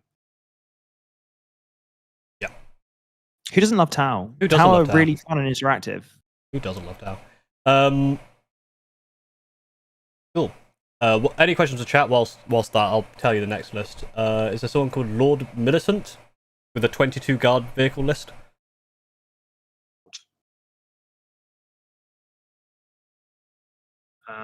Lord. Terrible guard list with no Rogal Dawns. There was an excellent one, which brought me so much joy, because it was literally all horses. Oh, right. That one was fantastic. There's unfortunately there's very little that I can do in terms of like reviewing it, but it was a really cool list. So Noah has decided to continue the joke that you made. Apart from now, that joke is slightly different because transports don't immediately die if you don't put stuff in them. Do they not? No. Oh, So 11th edition sucks. 11th edition sucks. You can't kill yourself. It's easy. Terrible. That might get us struck inadvertently. That's alright. I just don't worry about it. Dedicated transports don't currently explode with nothing in them. I give you the entire cast of World War II documentary set in the Car's universe. There's armored infantry designation, take and hold. Ursula Creed with some trimmings. Then we have 6 Chimeras, 6 Taurox Primes, 2 lots of 2 Hippogriffs, 2 Hellhounds, 1 lot of 2 upgraded Scout Sentinels, and 2 lots of 1 Scout Sentinels. I'm running it this weekend at a GT, so excellent. They put their money where their mouth is. Yeah. Noah, honestly, I kind of like this list. I think there's not a huge amount that I change. I think you've missed the key transport in there, which is the Stormlord. Because like, why would you not bring a super heavy if you could bring a super heavy? Right. I think like I've been talking to someone about a triple super heavy list. I've been talking to you about for Marines, but yeah. No spoilers for that. I think this has genuinely got some interesting play to it. Is it good? Not right now, and that's fine. You're doing it for the meme. Phenomenal. If we suddenly added in some like commanders, maybe added in some Lehman Russ commanders, all that kind of stuff. Like I think Lehman Russes with their battle cannon have got considerably better, particularly with the AP improvement, because AP1 is a lot better now, and because they're re-rolling on objectives, all that kind of stuff. Really, really nice. I think there is a lot of space for that kind of list in Guard. Guard obviously took some really, really rough points changes. It's tough, but if you do want to play that kind of whole spam Guard, I think there is absolutely scope. You're looking at those Lehman Russes, you're standard stuff. And Rogal Dawns are still very good, even though they are big and expensive now. I think if you want to go full meme, I think you want to be bringing a Stormlord at the very least. I think it would be quite fun to do like the complete opposite of this and try and bring as few transports, but all transports still. So it's like 3 Stormlords, and then can you fit another super heavy in there? Or like that kind of list, I think would also be quite funny. I think some people will struggle with both versions of that, where if they can't pass the stat check, again, if you're building a crazy list, find your stat check and lean into it. Are you going, I really love Terminator. I just want to spam Terminator. Fantastic. Lean into it. Find out what supports those. You want to spam hulls? Amazing. Just find what supports them and takes them to that next level. Find what the most efficient hull is. That kind of stuff that will just elevate your kind of like meme list and take it to that next level. Like you and I have discussed a bit, Paul. It's you can take the fundamentals of how to make a good list, put them into a meme list, and then it takes out that kind of, I'm in game 3 or 4 right now. This is now the bit's getting a bit old. Yeah, definitely. That's 36 Centurions getting to game, like at the end of it I was like, that was fun, but my god, it like I could have probably just played one game and got the joke. I didn't need a full weekend of it. Yeah, exactly. And like you want that element where, especially when you can scam win. So I find locals, and my favorite story of this is when I'd started doing quite well at locals, so I went, actually fuck it, like I'm gonna bring a Titan and let's see what happens. Like this, it's gonna be a meme. I'm gonna play Dark Angels, bring a Titan, and then put good Dark Angels units in for the rest of my 900 points and see what I can achieve with it. And I ended up beating a very good friend of mine in round 2, and I have never ever let him forget that. Yeah. So if you want to get the rub-ins, I mean, it's kind of like the meme that we're planning as well. Yeah. But like that kind of, actually, you know what? No one is ever going to forget when their buddy beats them with a Titan, or when their buddy beats them with all transports. Yeah. You've just got to find that way to make it that little bit more efficient, and that little, like, where's the synergies? How can we make this play that little bit tighter? Like, is there any, can we suddenly put graves and then a few things to pop out of these transports? Suddenly we've got that chaff which is going, getting our opponent early, man marking them, all kind of stuff. Yeah. Also, your opponent will remember being beaten, because I was beaten by a list which had like a Tesseract Vault and Monolith and Silent King in it. Because he just parked the fucking Tesseract Vault in the middle, and I was like, I need to get area denial. I legitimately can't get area denial if I shoot the Tesseract Vault, because I can't get close enough to the center. So I had to tank shock it with a repulsor. All right, I'll look at chat next list, because I do apologize. I missed someone who did a bribe. Tetris Gamer. I don't know what their list is, but they did bribe, and they said they were waiting for bribe. Hope that means you won't look at my guy. No, we'll. So for anyone who's joined, hello again. We had a bit of a fun time earlier where a lot of people donated money, so we go through them. We've got quite a few of them still. I think we've got one. We've got this one. We've got Matthew, Elecman, and I think that's it. Before I said no. Does Tetris Gamer remember the name of? It might be I'm Blue Dabadee. But I don't know if that was also just because they were just singing.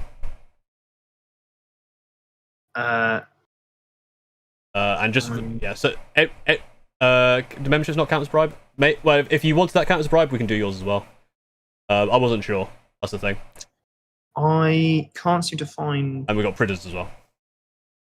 It was called I'm Blue Dabadee.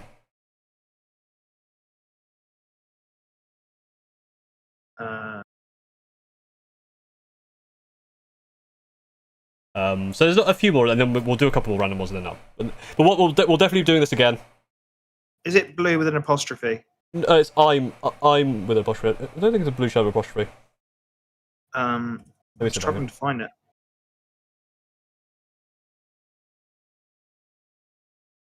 Dab.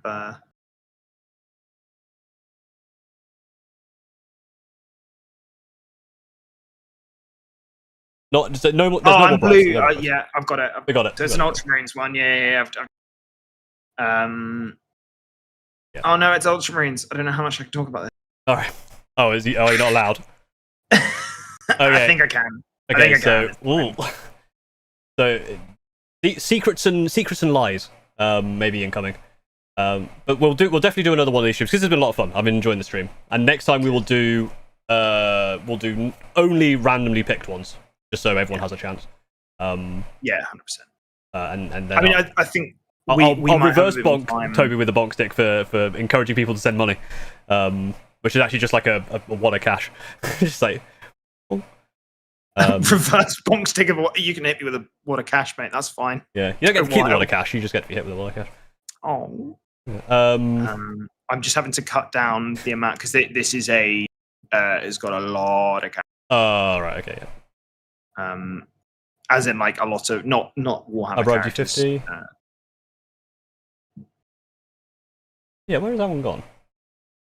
Oh.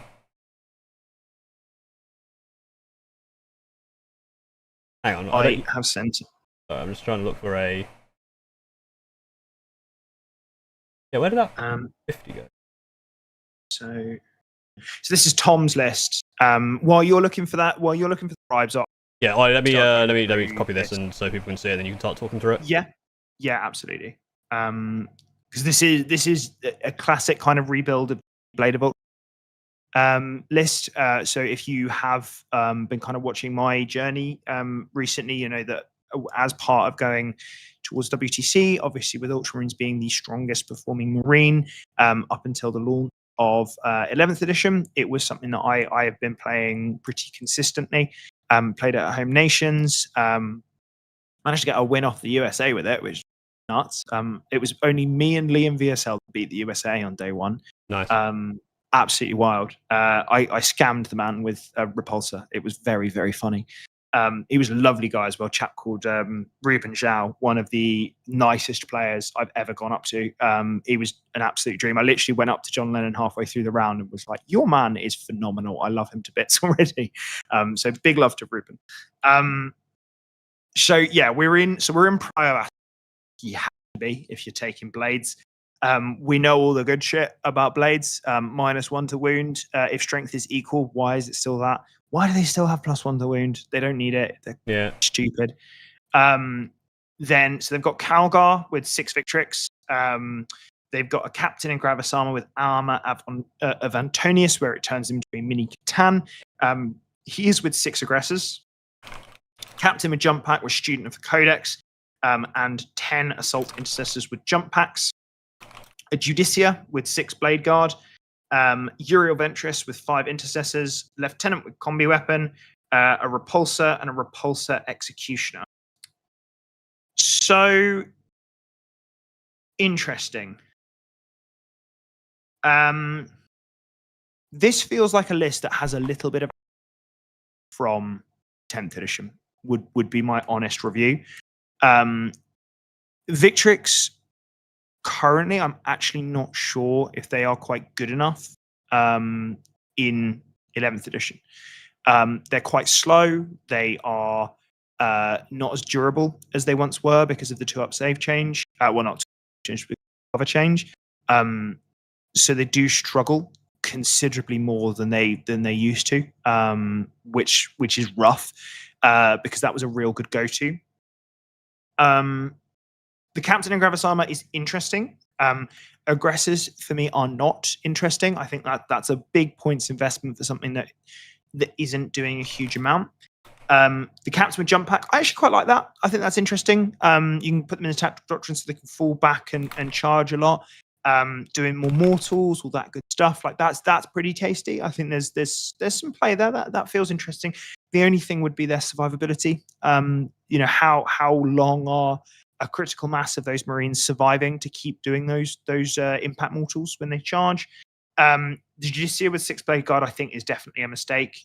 Just unfortunately, I just don't think he's good enough anymore with the change to fight first. I like that you put Oath of McCrag with it because it's a good weapon with precision. If we're looking at it in that way, I think that's really nice. But equally, I think something like Tigurius would just be better in that because again, that -2 to hit, the free heroic intervention, all that kind of stuff. I think Tigurius is a really good solid pick for that kind of slot with the Blade Guard veterans now. Uriel with intercessors, I don't fully understand because what are you giving strike here to? Because you've got a repulsor and a repex. So you're transporting a lot of your good stuff already. Is it made? Because I don't see the point of the then. So it's like there feels like there's some really good concepts in here, But then that little bit of nuance has kind of disappeared. And what I'm going to do is I'm going to be a bit naughty and break protocol and run through my current build for Ultramarines, which I really quite like at the moment. So we've got the Captain in Gravis armor with armor of Antonius just on his own. We've got Tigurius with some Stern Guard, just 5 Stern Guard. And we've got Calgar with 10 Terminators. I'll run through the Terminators and their war in a minute. They are the Assault Squad of Intercessors. We've got 2 squads of Eradicators. Those are really in the new edition. Squad of Incursors, Squad of Infiltrators, a Land Speeder, 2 Repexes, Squad of Scouts. Already mentioned the Stern Guard, a Hail Strike, and then the Terminator Assault Squad, which is accompanying Calgar. And in there we have got 6 Terminators with Lightning Claws and 4 Terminators with the Storm Shields. So the reason that I've gone for a list that looks like that is, well, in part it's because I think it's kind of the best bits of Ultramarines from what we saw so far and what we saw previously. I think the Hail Strike is fantastic with AP and really make sure that they're killing them. Giving them that little bit of extra support, I think, is ever so solid. The Land Speeder, we kind of covered a little bit of why that's so good at the moment in terms of drawing your opponent out. For 95 points, I think it just deserves to have more support and more checking going forward. The Eradicator squad, you just need to play them to see how powerful they are. They are so good for their points with like clearing out chaff. I've been very, very impressed with them so far. Tigurius, again, abusing the -2 to hit. Use it while we can because I'm pretty sure that's going to go soon. But like Sternguard are a really nice place for him as well because his psychic attack is quite powerful. I think it's like, well, let me pull it up. 2d6 and it's psychic and blast. So like that is stripping through marine equivalents so quickly, especially with the rerolls to wound if you're shooting at the oath target. So just a really nice little piece. I've not taken Uriel in this. That may be a mistake. It's something that I want to test and see, can this survive without Uriel? And that kind of deep strike threat, can it do that instead with a hail strike? And potentially maybe some guys coming in from reserves as well. I'm thinking like Tigurius might come in from reserves instead. But does he need Ventress so that he always becomes the area? That would be how I'm building Ultra at the moment. I like the idea. I think the big thing that would really help you is probably dropping that repulsor. I don't really understand the point of that. It's fine, but I think you can get more out of points. You're cutting in a little bit every so often. Like some reason, like your mic just cuts in and out. I think we can mostly hear you, but for some reason, like the past couple of minutes, it's been really like it's been cutting a bit more. We can mostly understand. But it's just I think it's, I don't know if it's the internet or if it's the mic like gate. I hope it's not the mic. I like this mic. It's quite expensive as well. Yeah, I assume it's probably just the internet being laggy. It almost certainly is. For those that don't know me, I live in and if you've not heard of Norfolk, join the rest of the population. Yeah. Because fuck all people live here. It's like 2 men and their dogs, and that's about it. Yeah. Apparently the repulsor carries the aggressors and the captain into the expansion. Yes, but why is Uriel not just giving them deep strike? Like that's the big thing for me. Like that would be so much more powerful if just Uriel, like, sack off the Judy and the Blade Guard getting deep strike if what you're doing with it. Give that to the aggressors and be like, cool, how would you like to deal with this when it drops? But I also think Terminators are probably better because they've got the 4-up invuln, and 4-up invuln is so much more impactful in this edition. Yeah. Cool.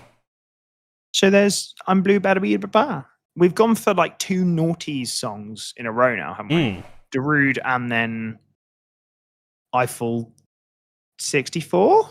65. Close. 65. It's Nintendo 64. Eiffel 65. Yeah. Classic mistake. Classic one is the mistake. I wasn't born around that time, so No, that is the problem. The next one, if you Stale Lemon Production, as the person who Stale Lemon Production. It's all one word, but if you can find the list, they did a super chat, but then I couldn't see it. I'm struggling to find it. All right, Stale Lemon Production. Let me know quickly what your list name is, but we'll move very quickly on to Mr. Prickles. He has two lists. He has a guard list and another list. A Deceptors list and a guard list. I think because we did a guard list, let's have a look at the Deceptor list, because that might be more interesting. Yep. And again, just so we can get through more people. What was the name of the guard list? The guy's called Mr. Prickles. No, guard list. Mr. Prickles. We've only got a finding this from your handles is really hard. Yes. I mean, this is the consequences of my own action. Yeah, I did kind of screw you there. It's a CSM one. So I've got a Mr. Prickles that did a CSM one. Yes, that's the thing. So we'll do the Deceptor one. What did you hear that massive sigh? Is it a bad list? I don't know how I'm going to copy and paste this for you to put up. All right, well, read it. If you read it, I'll just type it very quickly. Is it just a lot of stuff? Give us the. It's also not told. It's not telling me which. Okay, so he's got it's Deceptors and Cabal of Chaos, which is the reworked Psyker detachment. So we're starting off strong. Very good detachments, I'm sure you'll all agree. I like Deceptors. It might not be very good, but it's a fun one. I know you like Deceptors. It doesn't make them good. I know it doesn't make them good, but it's fun. And we're allowed to have fun. We do not play this game for fun. We play it incredibly seriously. This is a serious game made for serious people. Very serious. What about this stream would indicate that we are nothing but incredibly serious? Also, Mr. Poopy Butthole. Exactly. Oh, can we do the prostate exam now? Oh yeah, we should definitely do that. Yeah, I think with Deceptors, this is the perfect time. Okay. Congratulations, because Mr. Prickles, like you said, you wouldn't skip the guard one. I had a look at it. It's like full Borgrin. It looks like a fun list.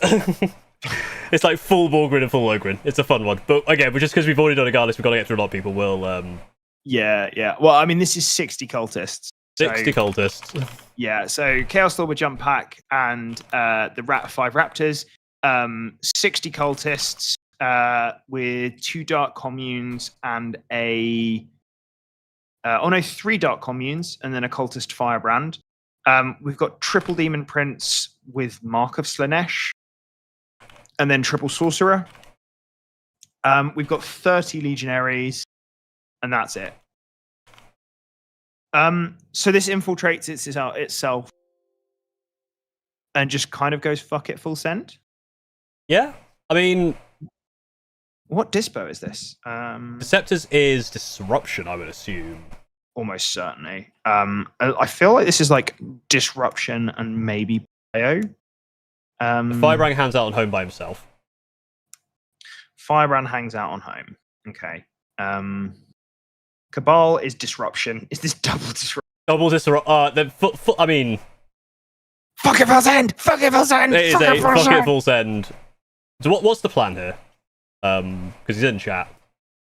I'm pretty sure the plan is infiltrate with his entire army. Because everything here can do it, right? Everything can infiltrate. Yeah. Because I think even for instance, have deep strike. They do it with 3 units, so they're doing it with like maybe 30. No, they're probably doing it with the 60 cultists as like the problem is, right, with the big difference between being able to do this in 10th and 11th is 9-inch coherency. The big circle is going to screw this over real hard because you can't just put 1 unit of 20 cultists, screen out the entire board if you drop first, and then just not worry about what your opponent's going to do because you've already got that jail. Because like that worked fantastically back when you didn't have to worry about that 9-inch circle around your unit. Now that is significantly poorer. If I was trying to make this better,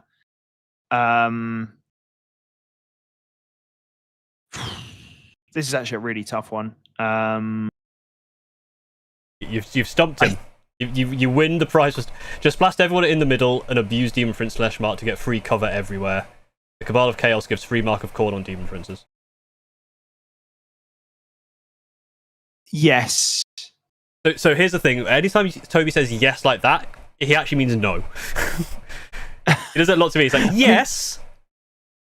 However, no. It's an idea. It's one of the ideas of all time.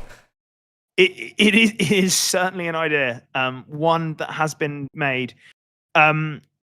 This is the kind of list that doesn't pass the first game test. You go into something that is reasonably solid and it just shreds it 20-0. But like with it being disruption, like maybe some play. I'm grasping. I mean, I think you need to sort out your element because you can only. So like, why are there then the 30 legionaries? That doesn't. I think you can do 3 and 3, right? Is it 3 and 3? I believe it's 3 and 3, which is what the Scepter's person was doing against me. At, Yeah. Yeah. Number of 3 legionaries, 3 cultists. So you literally. So yeah, it's everything basically, right?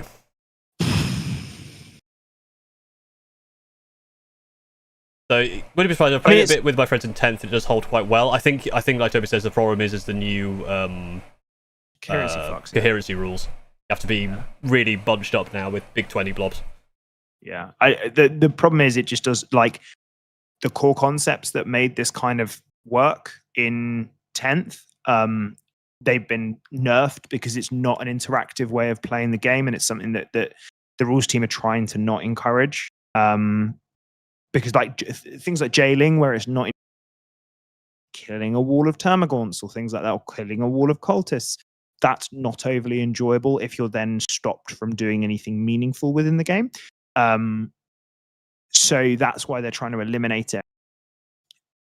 This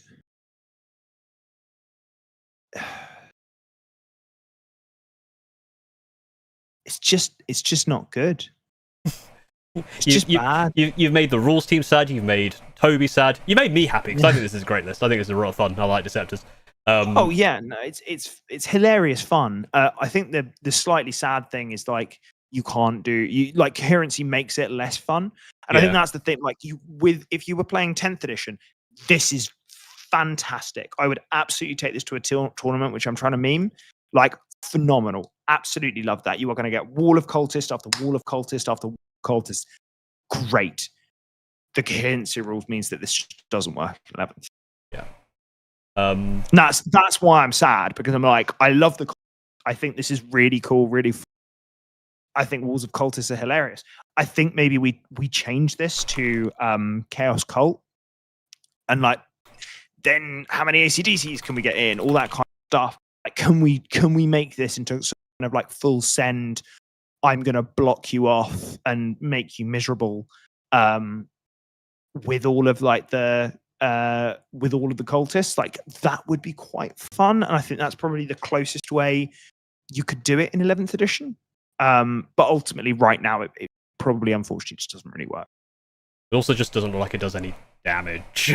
Like there's just nothing. No. I mean, that's what you found, right? With when you played Deceptors at UKGE. There was just no damage. That was the thing. Like it was. And if you go against a list like mine, it just ignores you. Yeah. Next list is called WW1 Tactics Weren't That Bad. Submitted by Currently Bothered. I already know what this list is, and I've already read it. Oh, you can tell by that sigh that he didn't even go yes. Like yes, he's just mad at you already. No, it's like I don't even know what. Do you know? I knew there was going to be a few of these where it's just here's a list, haha, move on. Okay. Unfortunately, this is one of those lists. All right. Because it is 9 Tau fortifications. Which are currently, I don't know if they still are, were last time banned in WTC. So you made a list that was so good they made it illegal in WTC. Well done you. I know it's near the start. if I'd randomly hit the right one there, that would have. You know what the worst part is? This was someone who submitted $50 super chat for this one. You just wanted to submit $50 to make me miserable. Yeah, I mean that's money well spent. To be fair. To be fair, I think so. I also saw this chappie mentioning this. Oh, it's funny. Oh, why am I even trying to search for this? Oh, you lagged a bit there. Yeah, that's how my internet is angry at him. Yeah. Let me just find it there. Yeah, I found it here. Oh, I'm deeply upset because I thought, you know what? I can just search tide wall. No one else would have put tide walls in. There's 4 results. Oh. Yeah, I found it and I've copy pasted it in. One of them. Sorry, say again. I'm just sad. Oh my god, I'm trying to sort this list out. Good. Okay, yeah. Okay, I'm.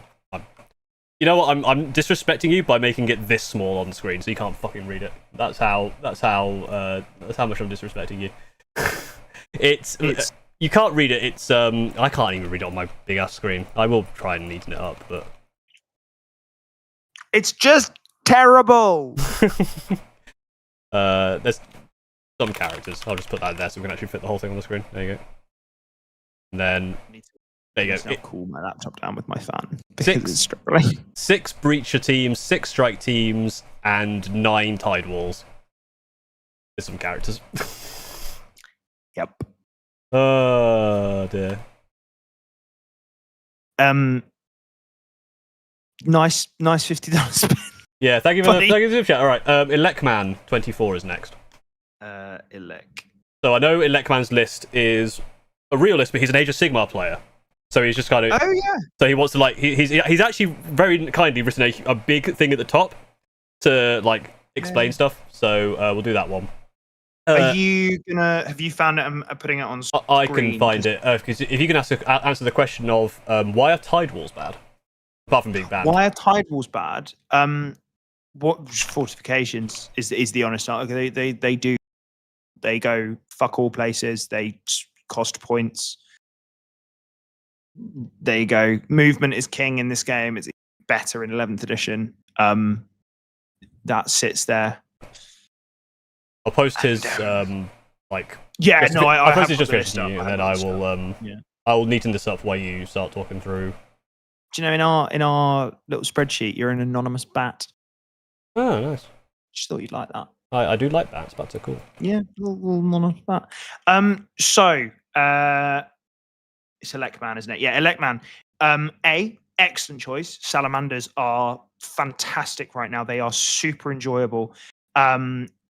It's interesting that you put that one of your hardest was selecting detachment. I mean, Forge Fathers is a phenomenal detachment. And the big difference between why Forge Fathers is considerably better than Firestorm is the ability to fall back and do stuff. Otherwise, they're paying that extra points for a lieutenant to be able to do that. But you don't have to. You've got a strat to be able to do. It's interesting that you have opted around aggressors and eradicators. So they are good. However, like you've kind of identified already, they don't have librarians. And the slight difference is, yes, they will absolutely matter to your Tactica stuff because, again, like we've kind of talked through on this stream, the 4-up invuln is now absolutely king. It is phenomenal. You can also put yourself in pyrokinesis to basically always have extra AP. You're then always getting +1 strength and +1 AP when you're within 12 to start shooting people. It's really useful, and it then works with the Stern Guard. So Salamanders are actually my pick right now for the best Space Marine out there. I think they are utterly incredible. Vulcan Heastan was made for edition. He is one of the best models I've found in 11th edition because you just sit him on it. So you start him in a transport, you get him out. He then gets to select his objective after he gets out of that transport. He then points at the objective that he's right next to and becomes 10 OC for one model, very easy to hide, you keep him hidden because you just don't need to shoot with him. You just have him on his own. And then he's just going to point at things and go rerolls to wound. And at that point, that's when you're really starting to dominate your opponent by getting the 10 Infernus with the Librarian out, going in. I usually take them with Immolator. Nice. And then just dev wounding your opponent to death because you're rerolling all those wounds. And then you can actually take that punch back because they've got that 4-up invuln. And that then adds in the threat of snap shooting your opponent too, because obviously your torrent weapons. It's really nice. I think you've got to get, let's see if you've put them in. I don't think you have, or at least I can't see them. Did it cut them? It might have cut them off on this version, Paul. Oh, vibe. I'm just trying to see if I can get to it. Basically, I need to know if he's got where are no, I think you've spent most of your points in attached characters and things like that. Yeah, there's 4 attached units here. Yeah. So one of the big things for me when it comes to salamanders right now is that the Land Raider Redeemer went down. That was a big old points reduction. I mean, Paul, when we did our last call, you saw how. Oh yeah, Land Raider Redeemer is disgusting. Yeah. For his points now, it's absolutely disgusting. Yeah, absolutely. And like I think 100%. You've got a really solid core here. I think for me, I would look at dropping a little bit more of the Gravis. Eradicators are fine. Blade Guard, I don't think it's not the right space for them in this kind of thing. Get rid of Subversion. Get in Librarius. Take the Stone Guard bomb with the Land Raider Redeemer. It is hilarious output. The Infernus with the Librarian is even better. But like just giving these guys extra AP through Pyrokinesis is phenomenal. Librarius is probably the best one DP detachment possibly in the game at the moment. Definitely in Marines. It's absolutely stunning because it gives access to recon and it also just does really powerful abilities alongside cheap characters that have good, strong abilities of either sustained hits or a 4-up invuln. And they're also giving you that 4-up Feel No Pain to Psychic. And as people go, I want to ignore modifiers, let's take Psychic, that ability becomes absolutely invaluable just to be like, I'm going to constantly have a 4-up Feel No Pain to you. Yeah. Like Librarius just seems, because it has so many, it obviously has no stratagems, but it has just so many options. It just works with so many things. Like, 100%. Honestly, any two detachment you're looking at, you go, a Librarian with something is going to be worth looking at. I think in my list I've got the Stern Guard brick, but even I've looked at adding a Librarian in Terminator armor with Terminators, like with lightning claws and stuff. It's just there's so many options there that if you don't really know what to do, just pick that one and find a way to put a Librarian in there. Especially like Toby's saying, with the amount of disgusting things you can do with flamers with a Librarian in there, it is absolutely it's nonsense. Yeah, it's a phenomenally powerful detachment because it's fast. It's high damage output. It's good at protecting itself, and it attacks people in ways that they're often not prepared for, especially around that kind of dev wound output. It's dev wound, and as people go, okay, my survivability now needs to be around an invuln, they're going to edge away from protection against mortal wounds and things like that. I think that will come back in a few months, but right now it's Wild West. You can absolutely. So really good example. Recently I was playing against T-Sons with Salamanders. It was a slight upswing in terms of the dice for number of shots, but 10 Infernus one taps a squad of Scarab Cult Terminators just as if it was nothing. Elakman says, I took as much Gravis as I did because I like those units, which is absolutely fair. The Blade Guard I took because why wouldn't I pair them with Adrax? Like, why wouldn't you do that? So the reason you wouldn't do that is you probably just don't want to bring Adrax. Like if you're going rule, right unit for him, 100%. Right now, I think there's better options overall for Salamanders, and it just kind of focuses that kind of good methodology. Adrax is fine and solid. Like he's will do a good job at what he's doing. But the other units that you can take instead are a lot better. And it also enables to make Vulcan feel like he's absolute god. It's insane what that model does. Yeah. Cool. Were there any other people who bribed? I think that might have been it.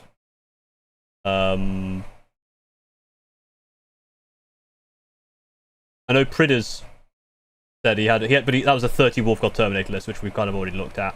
Yeah, we've covered that. Yeah, no, absolutely. It's solid. Get it in take and hold. Get on objectives, stand on objectives, use 2-inch engagement. You'll have a solid list. Look at the. Oh yeah. See, you'll be fine. There was one more. Well, one person said just show an AdMech list, just any AdMech list. But there was the $100 pet from Petrichor. I'll try and find them. True. I think I found them. Yeah, yeah, it's 484. It's a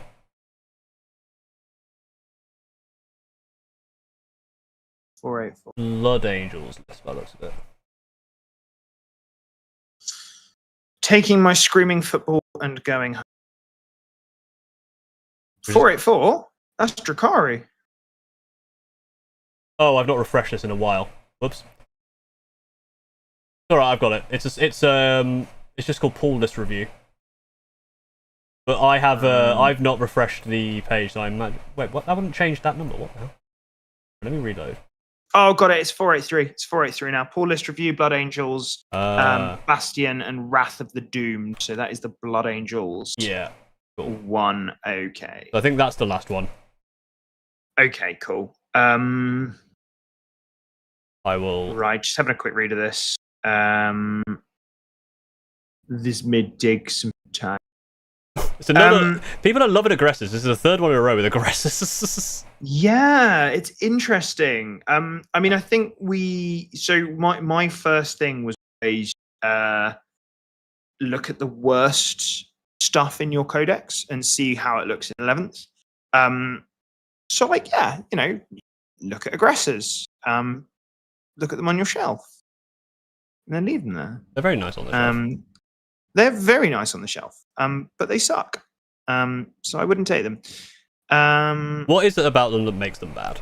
Is it just that they just don't? For my mind, whenever I've looked at trying to introduce aggressors, I'm like, they just don't do a job that something else doesn't do better. Well, yeah, exactly. A lot of it is that, like, what do they actually do well? That's an open question. And if anyone in chat wants to be like, they do this really well, like, yeah, shout it out. I think aggressors are cool. Really like regressors. That's about it. Liking aggressors, absolutely fair. Like, if your reason for playing them is you like that model, fantastic. Like, I gave them advanced shoot and charge, which is why they're being brought here. But I guess the problem is they are your Blood Angels with 5-inch, and they're 5-inch move. Yep. But you also have Death Company that do that. Yeah, like what? Yeah. They get into combat, they try and fist something. They don't do it very well. Why would you not just bring more Death Company? Like, why would you not give Death Company battle? Like that would be sick. Yeah, it looks like it's. Death Company runes without jetpacks as well. Yes. Yeah. Ultimately, I think there's some quite large issues with the list in terms of its identity and what it's really trying to achieve. I think what you will learn quickly in 11th edition is that if you aren't doing something fast, you are going to struggle. Speed is absolutely king. It's so Blood Angels being a combat army is tough in this edition. There's a lot of jank you can do with not having to base your opponent and then piling in. There's some really good stuff with that. However, and it's a big however, you need to be quick to get into that combat, or you are like there's very little staging. If you can be on purge and always get search and destroy, maybe that works. However, how many times are you going to guarantee that? It's really, really tough. I think with this 10 assault intercessors with advance and charge, their max threat range is 24 if you roll very well on the dice. Their average threat range is 17. Compare that to the average of a jump pack marine instead. No, their average is not 17. Their average is with 5 plus 3.5 plus 7. yeah. That's about 18. Oh, okay. In that case, my maths didn't fail me. But yeah, like compare that to a jump pack with that average. It becomes a lot more impactful. Like this is going to struggle to get around the board. And how did I get that? It's about 15. Yeah, I think it is at about 15. It's really going to struggle to get around the board. It's not got the survivability to tank being hit. Ultimately, it unfortunately it just falls down into really critical areas of A, connecting with your opponent, but B, surviving just in general. And if you're playing take and hold, you need survivable. If you're playing purge, you need to be able to dictate the pace of engagements. Unfortunately, this list can't really do. So I think what I would do is I think if you are set on playing Bastion for Blood Angels, I think you're potentially wanting to look at blobs of the intercessors with sanguinary priests to push them up to AP2 and to give them the 5-up feel no pain. I would probably want either Sanguinary Guard or Death Company. I would. So first of all, no, that's 2 DP as well. Yeah, I think I'd go Sanguinary Guard or Death Company as the option to get the battle line enhancement. I think that's pretty solid. Mm-hmm. I think that would probably be the way that I would help this list out. Yeah, I think that's the really cool. The core of it is probably around sort of define the unit's role a little bit more firmly, because at the moment the answer to the aggressive because they've got advance and charge. Great. What if we gave another unit advance and charge is doing that job? Because the actual job of those aggressors is to get into your opponent quickly and kill stuff. Blood Angels don't struggle with units that want to do that. So why would we go for aggressors when they're not overly points efficient and they're not over killy? Does that make sense? Yeah. It's basically, I think it's just like you're giving the advance charge to the aggressors to get them to go faster. However, Blood Angels, I've seen some lists like Risu, who is one of the teams that we're going to think. He won a GT with RCO intent, which was just like, it was just like 20 Death Company, tons of Sanguinary Guard, and he just ran at people. Like, you don't need the aggressors just do that, but worse, basically. Yeah, don't get cute with it. Like, this is the thing. If you want to go full bomb advanced charge for 2 DP and put something like this, put a 1 DP detachment in there, just take Stormlance, because for Blood Angels it's 2. So take Stormlance and the 1 DP detachment, shit ton of flying Death Company, full send. Fine. That will do a job. That'll bum rush people. That'll panic them. Fine. I think that's solid. Yeah. The damage output is not as good as it once was for Blood Angels for that, because you're sacrificing their output for extra speed. Do you need that extra speed? That should be another question you're asking. But if you want to try that of like having full send with lots of advancement charge, start with Stormlance, add a good 1 TP detachment, go from there. There's a quick question from Fritters, that was the Wolfguard Terminator one we missed, but he did bribe. What sporting units would you recommend for Wolfguard Terminators? I'm guessing probably just big dude. So I think suppressors are a really good start because they're buffing. They're negging your opponent's models that are going to be trying and killing yours. So they're a really good one. What else? Distraction Carnifexes kind of be good, just like keep opponent busy elsewhere. So like land speeders. I think you take them all with shields, so you're probably worth taking the hail strike. I think maybe some more one and done units as well that have the speed. Kind of units that would have that kind of speed. I think Wolfen are actually quite nice as that distraction Carnifex, Wolfen shields, or just Wolfen in general.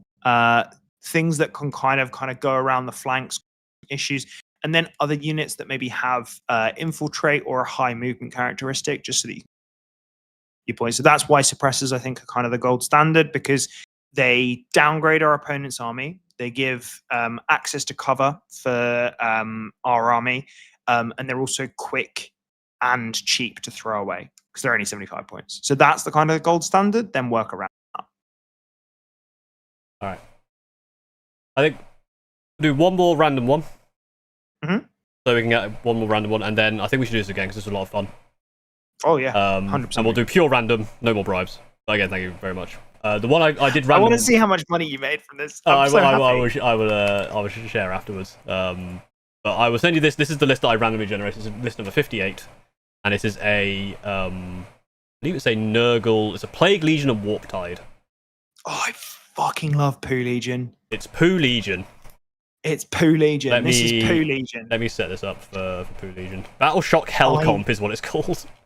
Oh no, I love this so much. Where is it? There's Canker Blight. Oh, it's so immediately love. Changeling.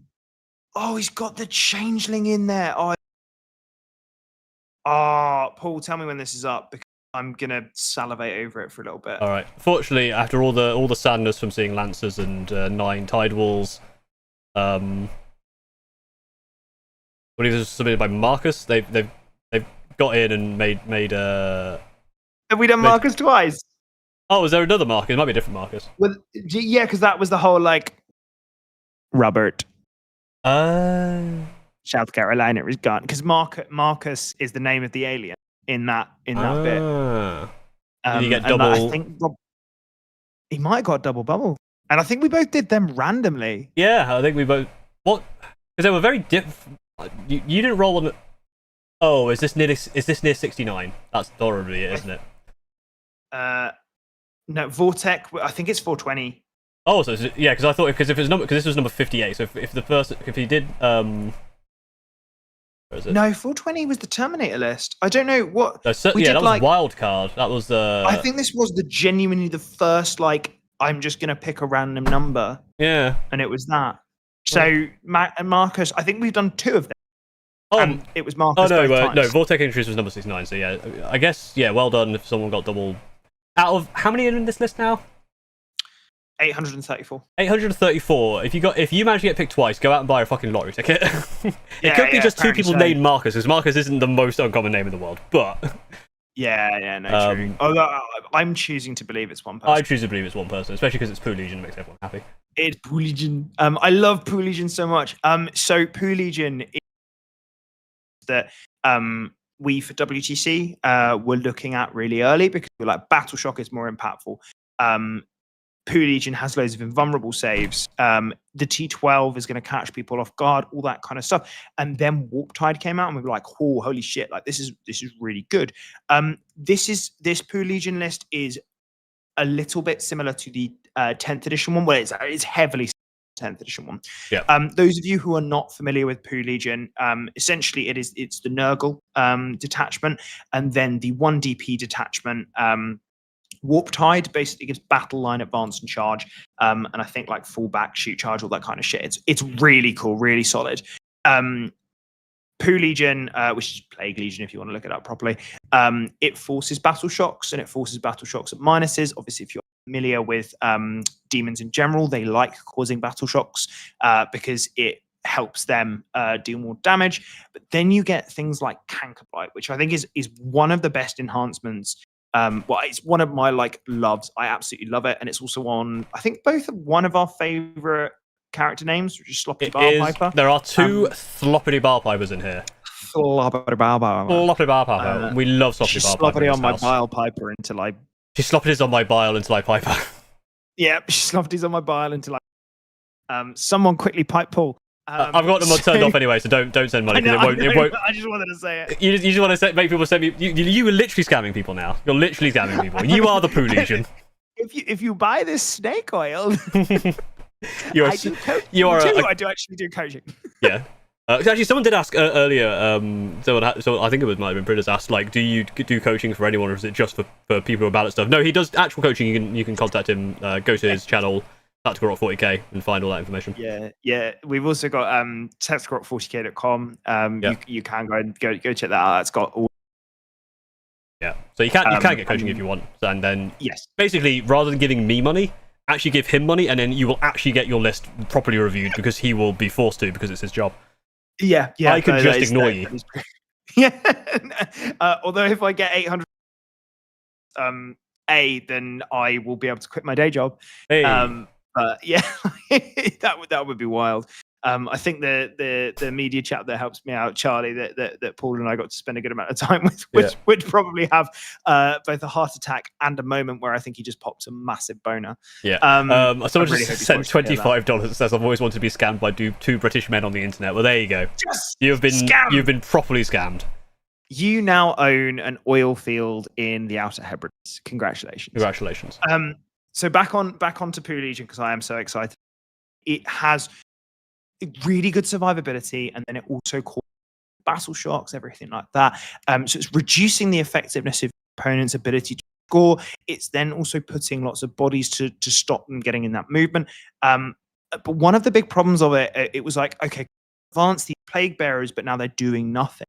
But with the advent of this new 1DP detachment, suddenly those plague bearers are a lot doing it. Now, what this has got, it's got Epidemus, which is like you actually need to have a maths degree to use Epidemus effectively, because you have to count to 7, and personally, I can only do 3. Yeah, it's difficult to count higher than that. It's really hard. I can only count to 4. I can only sorry, I don't know if anyone else knows that meme. But yeah, your memes, they're beyond me today. They actually, oh my god, Paul, I've got so many videos to. One of them is meat spin. That's. Do not cite the deep magic to me, which I was there when it was written. All right. You were there when it was filmed. Well, no, I was there when it first became an internet meme. It is my meat, to be fair. So there you go, guys. That's why Paul never. Yeah, that's on stream with his face. Exactly. Because it's actually him in the meat spin video. Yeah. No one Google that, please, for the love of God. Do not. No, please do not. So we've got more Sloppity Bile Pipers. The enhancements for Poo Legion are really very good. And then kind of the big piles of poo, right, are the Great Unclean ones. And one of the Great Unclean ones gives a massive aura of 18-inch low knot, which is like, that is very good for those demons to get across the board a little bit safer. Now, I really like that you put the Changeling in. I think that's a really cool one. Is that battle shock, and also like it can potentially scam someone out of shooting. Brilliant. The only data sheet I would say is sort of a big no-no in this is the plague drones. I think lots of people try the plague drones and then they very quickly get rid of them because they're meant to be survivable, but then when they actually get shot, they kind of stink. So I think you want some Beasts of Nurgle instead of those plague drones. Beasts of Nurgle are incredibly good at surviving.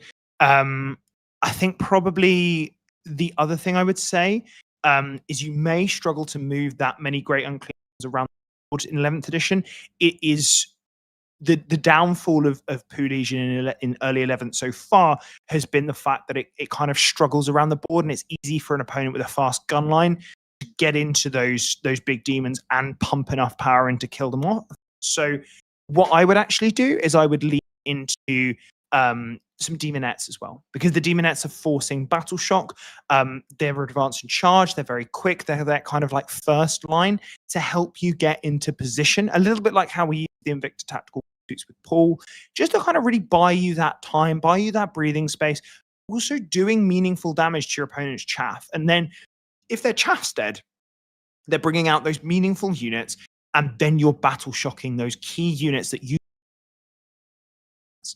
So I think that would be the key change. I'd maybe cut down on a Great Unclean one. I'm not sure if I would cut a Great Unclean one or if I'd cut Rotigus. I'd definitely get rid of those Plague Drones. I think I would probably get rid of Epidemus. I know he's probably in there for flavor because he's flavorful, but he's probably not quite where you want him. And then I think you're looking at maybe some nets, Nurgle. Those would be the changes I would do, and I'd probably go Recon rather than Take and Hold. I quite like this as Recon, especially if it's got those demonettes and then the Beasts of Nurgle to kind of get into those different positions around. Yeah, fucking love Poo Legion. Poo Legion is excellent. It's great. A lot of fun as well. I mean, I remember the first time I saw using it. I was playing Dark Angels and I read Candlelight for the. If you pair me into this, I'm getting to this. Like, there's no way that I can 50-point model to failing a battle shock at like -2. Yeah, like that is an 8 on the dice. I will just lose this game. So I just love it, and I've always got a bit of a soft spot for Nurgle demons after. Have you read the Plague Wars series? I mean, have I read and then followed by any book title? Likely no. I've read like two books. I read Infinite Divine and I read the first Euro Adventures trilogy. I mean, both of those excellent. Yeah, they are really good. Infinite Divine especially, absolutely That phenomenal. is a very good book. And they were roommates. Yes. But I think with Plague Wars, there's a brilliant bit where the Nurgle demons come through into real space for the first time, and they're all kind of just like having this massive party and really enjoying themselves. Like, there's another bit with a Beast of Nurgle basically thinking that it's playing fetch with these Sisters of Battle, but actually it's killing them. Right. And I like the characterization for the Nurgle demons, obviously with the exception of Kugoth, who is like the most depresso espresso dude ever. A relatable queen, if ever I've heard of one. Yeah. But like, with the exception of Kugoth, and I love that kind of juxtaposition of Kugoth, grumpy bastard, and then everyone else is like there playing pipes and like having a great time. There's little Nurglings having a giggle around. In the audiobook version, when Rotigus's Nurgling gets killed off, it does the most adorable "uh-oh" before it gets killed. It's so funny. It's brilliant. I've got a real soft spot for these guys. As much as I'm a competitive, I love reading books. I just love 40k much as much as I love playing and like trying to win 40k. If I can do something thematically, chef's kiss. That's quite why I like with my custom chapter. Like, the way I like playing is also exactly the same way as it makes sense in lore. Like the just overwhelming cacophony. What was the book called again? So people can check it out. Plague War? It's the Plague Wars series. I'm just going to double check. So there's 3 of them. It's basically it's the kind of Guilliman has returned, Mortarion has invaded Ultramar, and it's that kind of they're facing off against each other. I'm just trying to find the name of the book. The first one is Dark Imperium, then it's Plague War, and then it's Godblight. There you go. And it's one of the very early. So it's when all of the chapters find out that they're getting Primaris Marines and all that kind of thing as well. So it links a lot of those storylines together. I quite liked the kind of the characterization of Guilliman in that as well. I thought it was I much prefer the characterization of the Primarchs in 40k settings over 30k, with the exception of like Sanguinius, because obviously Sanguinius is just phenomenal. But like as a Dark Angels fan, I much prefer 40k Dark Angels, but I think that might also 40k Lion, sorry. But I think that's also because I'm a big softie, and I just like that he's kind of accepted his sons back. I think that's really cute and sweet, and he's just such a fucking badass that it's like the most badass being in the entire galaxy. And he's just like, you know what? My son's fucked up, but I also fucked up. And that's okay. Yeah. Like, that's really cool. We live and learn. We live and learn. Yeah, yeah. Like, considering what, like, previously he would have just been like, no, fuck you. I'm going to. Like, that kind of character development, I just think it's really cool. And, like, there's definitely people that are going to be like, no, fuck that. This should just be grimdark. Murder them still. I love the grimdark parts as well. I mean, you've read the Uriel series. The Homunculaba one is phenomenal for all of those grim, horrible reasons, and I think Iron War one of the best for that kind of stuff. Yeah, but I'm also a bit to be perfectly honest. Yeah. So if you want to submit, basically, if you submit a list that is both like thematic and competitive, you'll get the full rundown. Oh yeah, I will just word vomit. Yeah, we'll definitely do this again. But I am now literally melting in my seat. I don't know about you, but I am dying. Because I've also had to move on to my laptop because otherwise that's why I think I was juddering. Oh, it's been going off and on a little bit, yeah. So I think it's just technology. So we'll stop for now. Yeah. But we will do this again. We'll do it pure random. We'll have a lot of fun with it. So thank you for joining. I'm going to send you over to Froggy, who I think is playing some Dark Tide. So go say hello. Froggy, give Paul a good list. Froggy, make a good list. Yeah, everyone just go over there and in fact, I'll type it into chat on YouTube. Froggy, make a good list. Everyone type that in. But thank you very much for watching. Hope you enjoyed it, and we will see you next time. See you next time. Thanks, guys.